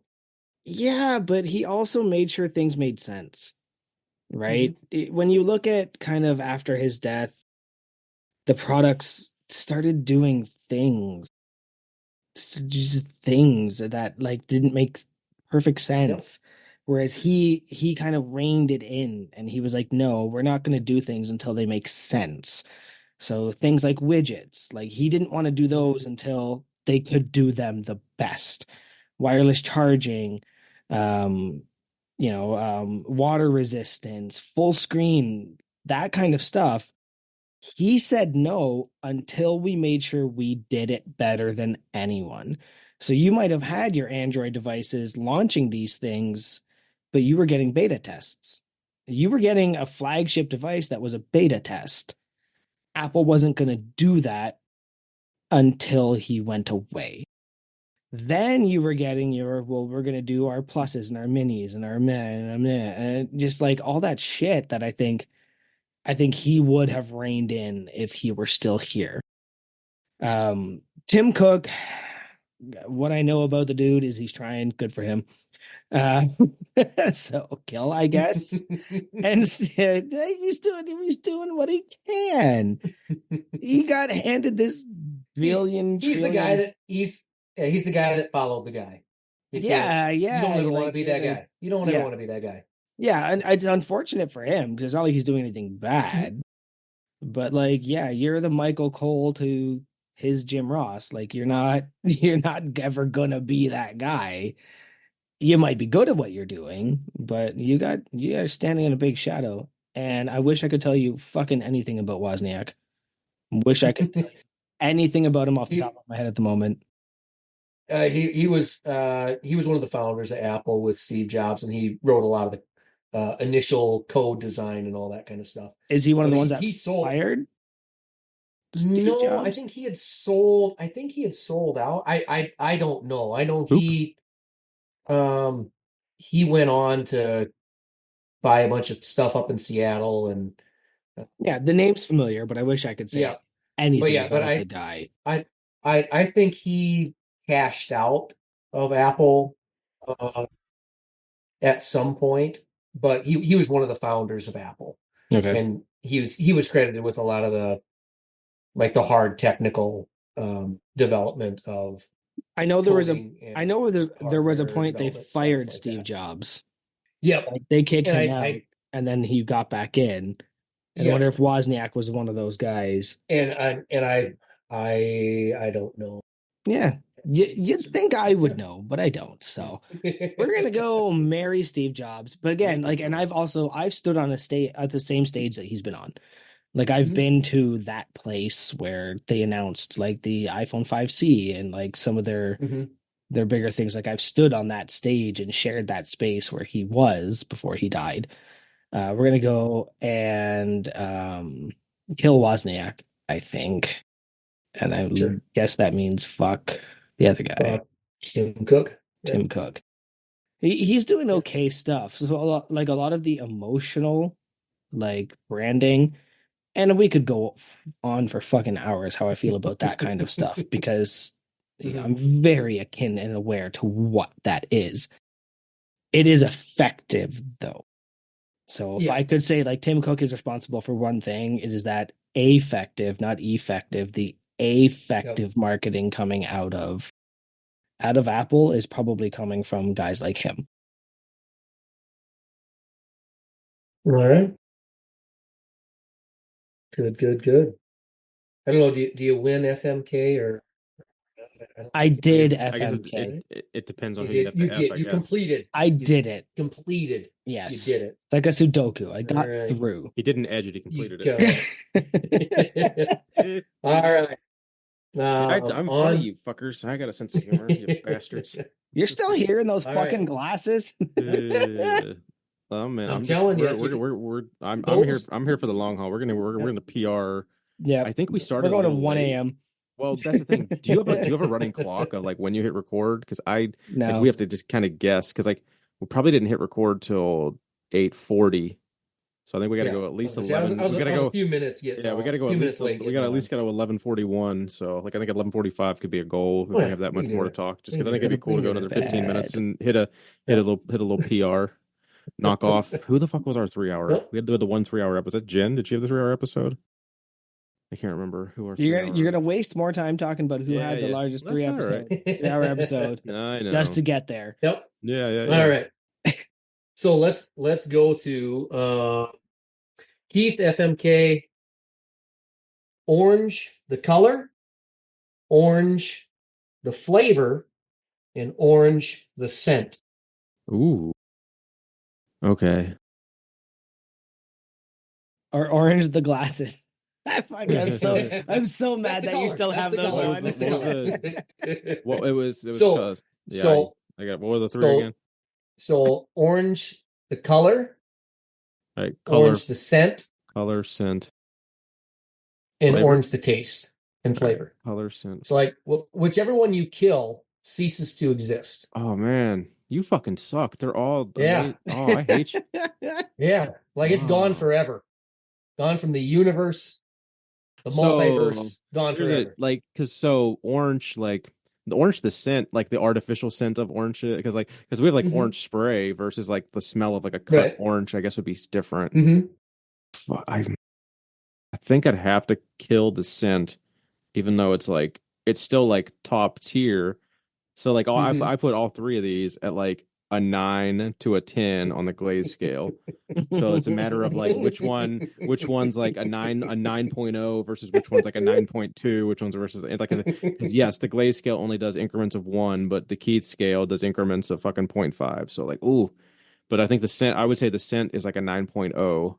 Okay, that's how I'm gonna do it. I'm gonna rank it a 9.0, a 9.5, and a 10 to like decipher the 3 of them, because that's how my brain has to work. So for that instance, so kill will be the scent at a 9.0 on the glaze scale.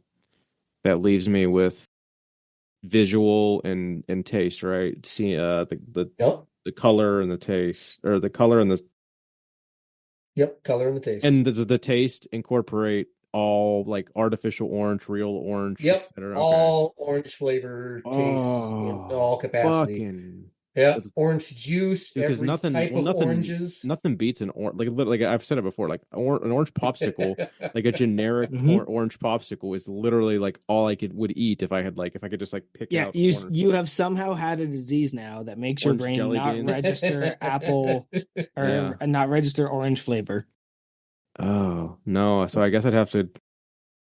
So the color, I guess I'd have to fuck, and then what? The taste, I'd have to marry. No, hold on. Yeah, no, you'll never see orange again.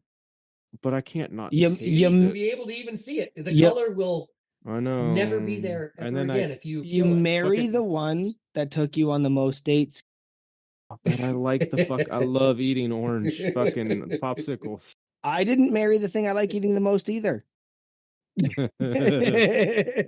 No, She's gonna hear that. I know. That's not what I meant. Yeah, I don't talk about other people's wives, so I'm gonna let that go. Wives are off limits in every aspect of the movie. I know. I regret saying that immediately. I was like, this will be funny. And I was like, fuck, I'm gonna have to explain that. Fuck, man. I hate you. This is so tough. I guess I know I'm gonna because the color still exists for other people, just not me. So basically, well, let's see. Does it make me? Yeah, because if you kill other it, people can still see orange. If other people can still see orange, if you kill it, you just have a disease now that means you can't see it. Yeah, you can't see it ever again or taste it. I'd rather not be able to see it than not be able to taste it. So I'm gonna. So help me out. So I'm gonna fuck seeing it and marry eating it. Yeah, marry tasting it. Yeah, okay. 100%. Because I couldn't. I'm surprised. I really like eating fucking like artificial orange flavored stuff. Like orange jelly beans are my fucking like my meat. Like I can't go to a party with meat without orange jelly beans. I might actually have. Well, I got the Strongman show Saturday. I'm probably gonna have to go buy some orange jelly bean. Well, basically, it's hard to. You basically have to buy a fucking 100 jelly beans, and I'll literally OCD pick out the 30 orange ones and throw the rest away. Like I've done that for the last 10 years of my life, just to get a handful of orange jelly beans. So yeah, I'm content with that answer. But it's like but the scale is literally like a 9 to a 10. Like it's not like one's a fucking 6 and one's a 8 and one's a 10. No, they're all 3 right there. So ultimately, he's gonna fuck some orange socks. Yeah. And then eat the glaze, apparently. Yeah. Dude. The orange glaze. Why do you took it farther than me, and I appreciate that. It's because my humor is like teenage boy sex humor, like Porky's and fucking American Pie and like Road Trip. Like that's what I think is funny. Like I don't think pretending to be mentally handicapped is funny, but I think sex comedies are fucking hysterical. Nobody brought that up. I do, because everyone picks on my all the stuff that I don't like is like the stupid comedies. So I don't know. I always feel that I have to defend that. Yeah.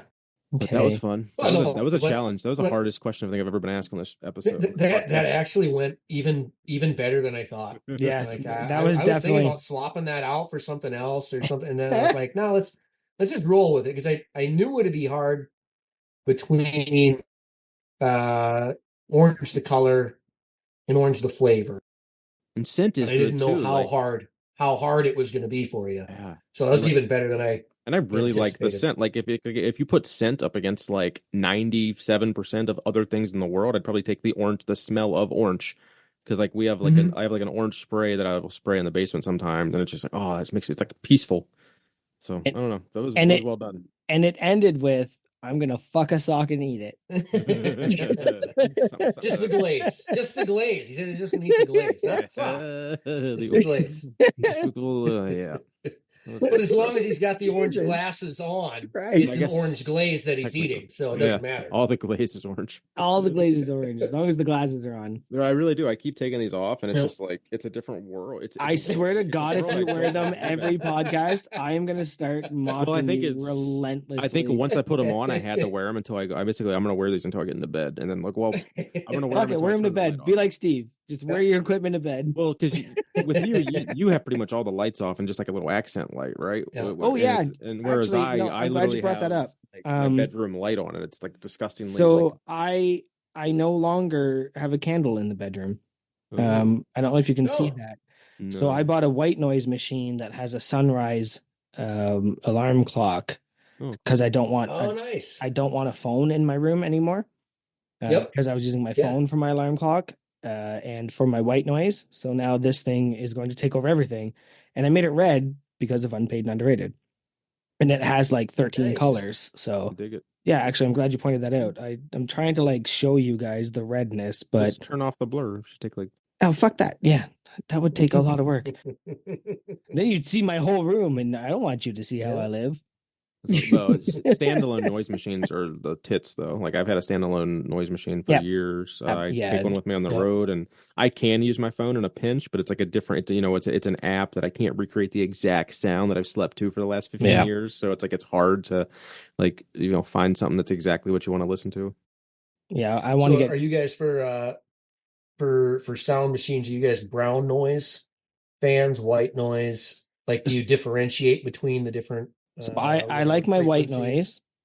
noise. This Mhm. has a pink noise option, which what the Mhm. fuck? I've never heard that in my life. Yep. I don't mind the brown noise, but ultimately I think white noise is where I kind of it's fans, just the fans. Mhm. Now this thing also has a heartbeat simulator, Yep. and that shit does it for me because that's Okay. just comforting, like Yeah. cuddling, blah blah blah. So Yep. I'm gonna play with this thing a little more. I can't get the alarm function to work properly, but that's because somebody threw out my instructions while I was at work. So I still right now have a phone in my room strictly to wake me up on time. But yeah, Sure. I'm a white noise, brown noise person. I've Keith? never heard the term of brown noise. I'll like I So know my sound yeah. machine makes like just the static like white noise sound. I listened to that for Yep. years, and I think I probably about, I don't know 7 years ago I switched over to it's like a consistent river, so there's no really ebbs and flows. It's just like running water. Because I think mine has like it has the white noise, which is I think it's technically waterfall, but it's just like it's more of that like exact static, and then the river it's kind of static, but a little bit of Aren't up and down, but very minimal. aren't those just nature noises? Yeah, so yeah, I don't have anything. I guess that's like white, red. I'm just corresponding with mine, Yep. and then it has like ocean and thunderstorm and shit, and Okay. I Yeah. can't sleep to Sure. either of those. You've got Yep. basic sleep noises. Yeah, Yep. so I don't know what the Yep. fuck you're talking about with the Yeah. white, So I think brown, like pink, the yellow. I don't. That's a new one to Yep. me. So the different colors and noises differentiate like the frequency or Okay. the tone or the pitch or whatever. So like brown noise is lower, Mm, tends to be lower, deeper, and maybe slower, Like a truck engine. whatever tempo or yeah, like a okay. truck engine Yeah. or like a really big like fan, Yeah, I can something sleep like to that. So then like white noise is more like the TV static, the higher that. pitched, whatever. And so like I always found, and like I think pink noise is somewhere in between there. So like the pink noise is not quite as deep and low as the brown noise, but but yeah, I've always found that I like the lower rumbling noises. I like the brown noise features, or if it's a nature scape, you Mhm. got to have like a deep ocean wave, something that's loud and low, Fire not crackling. necessarily like yeah. So like This one has a fire crackling, and if I'm gonna go any of yes, like the realistic noises, yes, it's gonna be the fire yep, crackling for me. The one yep, app that I've used, like if like the couple times I've like forgot my noisemaker or something, it's kind of cool. Like it sucks because like the paid version's limited, but like you can create your own, so you can add like three or four different. I mean, it's like okay, it's more naturescape than anything else. It doesn't Mhm. like specify fucking pink, red, yellow, whatever the fuck. But yep. it's cool because you can But if like there's an literally orange noise, you're going to be yeah, looking it up tomorrow. Yeah, but you he's can breathing it intermingle in. you can intermingle multiple different soundscapes as well as change the volume of each one individually, so you can fine tune and can create your exact own like sleep music.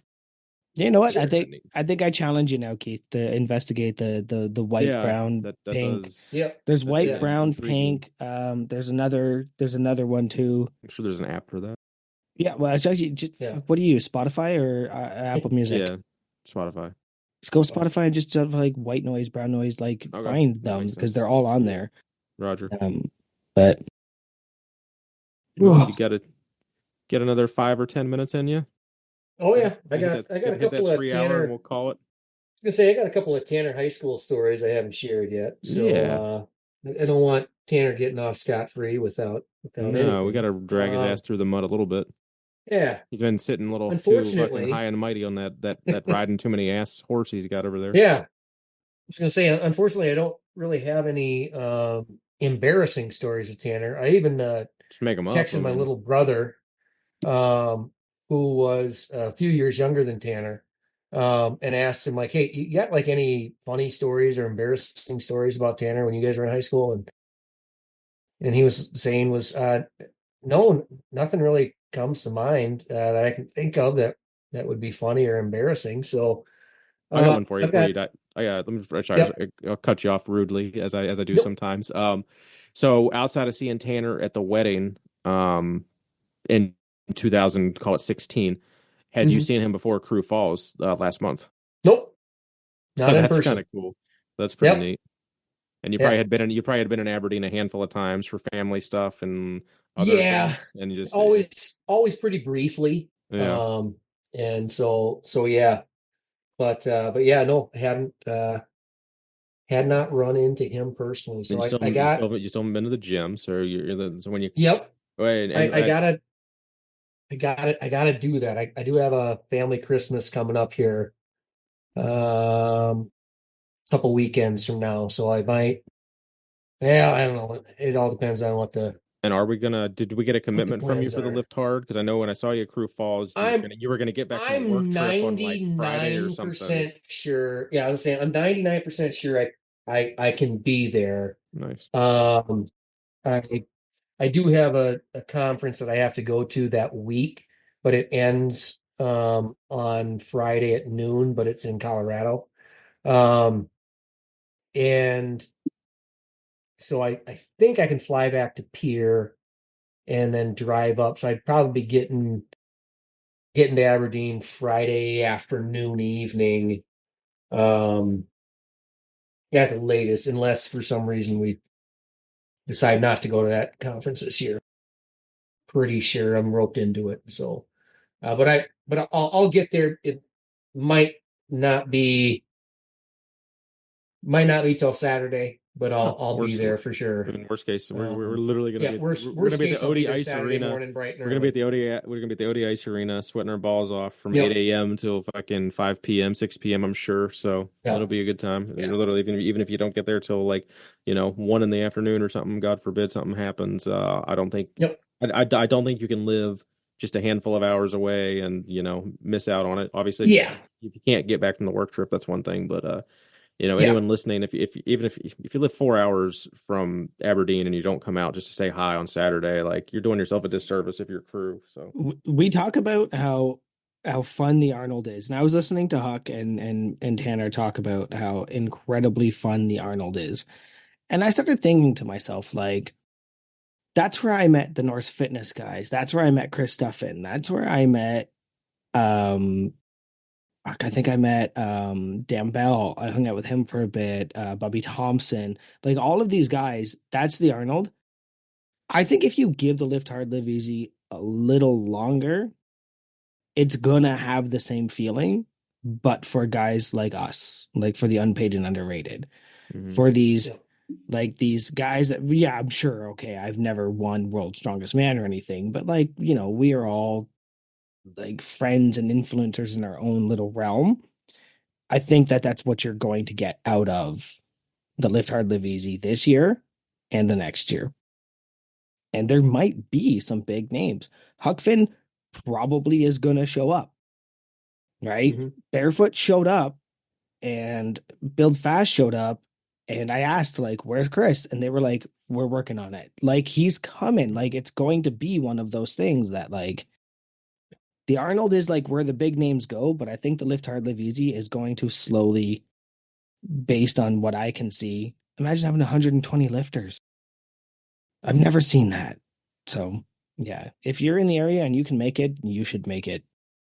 the only thing that sucks is just like, yeah, basically imagine getting to Sioux Falls and then have to drive 3 hours because like Sioux Falls was like so much easier to get to than Aberdeen. I've been trying to. Yes, I've been in the app with my, because I have a gift card for one of the airlines, and I've been trying to book and I can't book. So I'm probably gonna have to walk in and book. And I don't. I'm probably. I'm going to Sioux Falls, and if I can't get a Kruber, I'm gonna rent a car, and then I am a Kruber.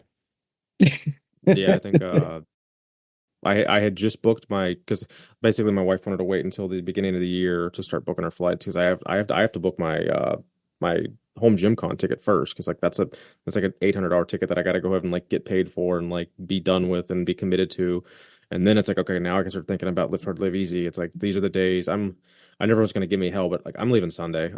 I'm not. I don't want to stay till Monday. I got to get back to work. I got to get back home. I'm getting there Thursday. That like no matter what, I'm gonna be there Thursday early. So like as long as I still get my fun Thursday at Pounders, if you know. But I think that there's only one flight out of Crü Falls to get back for where I need to be. I think it's at fuck, what was it, 10 or something? So basically, I won't have to leave Aberdeen till 7. So like, it's not horrible. Like that means I can still like, as long as I get to bed by like 2, get up at 7, fucking hit the road. That's doable. So we'll see. But I don't. The Chris who I'm coming out with, I don't think either of us really want to spend the extra few $100s it's going to cost to be gone from work that extra day. All right. Sure. I love you guys. I'm calling it though. Roger. Yeah, this is 3 hours.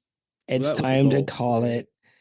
I know you wanted to share some stories about Tanner, but like maybe come next Lift time. Easy and hear him in person. Yeah. And Well, you'll just have to tune in. I do want to get later. Last thing I'll say is that I do want this podcast, like the podcast itself, to run long enough to where we can actually interview people. And it's been like a couple years. Like I think that would be cool to like if we actually keep this fucking bitch running long enough to have new shit to talk about, and then it's not necessarily just an interview. It's just a what have you been doing the last year? Catch me up. Like that'll be cool. So, and I think we ask you 2 questions and it'll go an hour and a half. We're good to go, Trond. But yeah, let's start. Yep. Let's bring this one in for a landing. What we're gonna be able to get Big Matt on? Was he scheduled to? Was that happening? I know Trond, you were the one. Well, I talking that's this week, right? that's why we went so long and we're That waiting makes for him to sense. show up. That So makes sense. I was wondering why we were all sandbagging it. trying to make it last, but he's All right. no show again, I guess. Well, I'll start the outro here. So obviously we're on Instagram at Unpaid and Underrated Podcast. Go ahead and follow us over there. And if you're a new follow and I don't follow you back and you are a crew, just DM me and we'll follow you back. Let us know. The website, more importantly, Nate puts a ton of work on the website. It is unpaidinternpodcast.com. Lots of good stuff over there.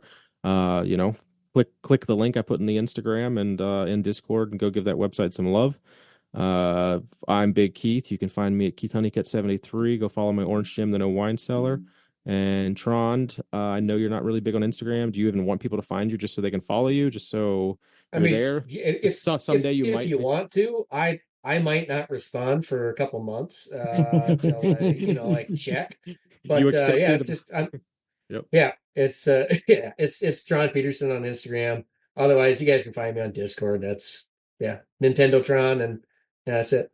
I think he followed back the podcast, and I'm pretty sure he didn't follow back my personal page. But probably not. I got a kick out of that. I was like, he wasn't paying attention that day. And then Big Joey, nobody cares where Big Joey's at, so we're not gonna wait. Like I said earlier, it fucking shocks me because like you posted all these people that are going to be on the podcast, and I was like, I don't know who any of them are, and that's my bad, I guess. But yeah, follow me at Joey_MLECZKO. I don't post anything interesting at all ever. But yeah, I just want to say it was awesome meeting you, Trond, because like I know Keith had some time with you at Crü Falls. Like I said, joining the Discord was like just you sat down at the table and you were immediately a part of the group. And I'm so happy we had this chat. I know we didn't get to everything we wanted to cover, but that just means that we have a chance to get you back on.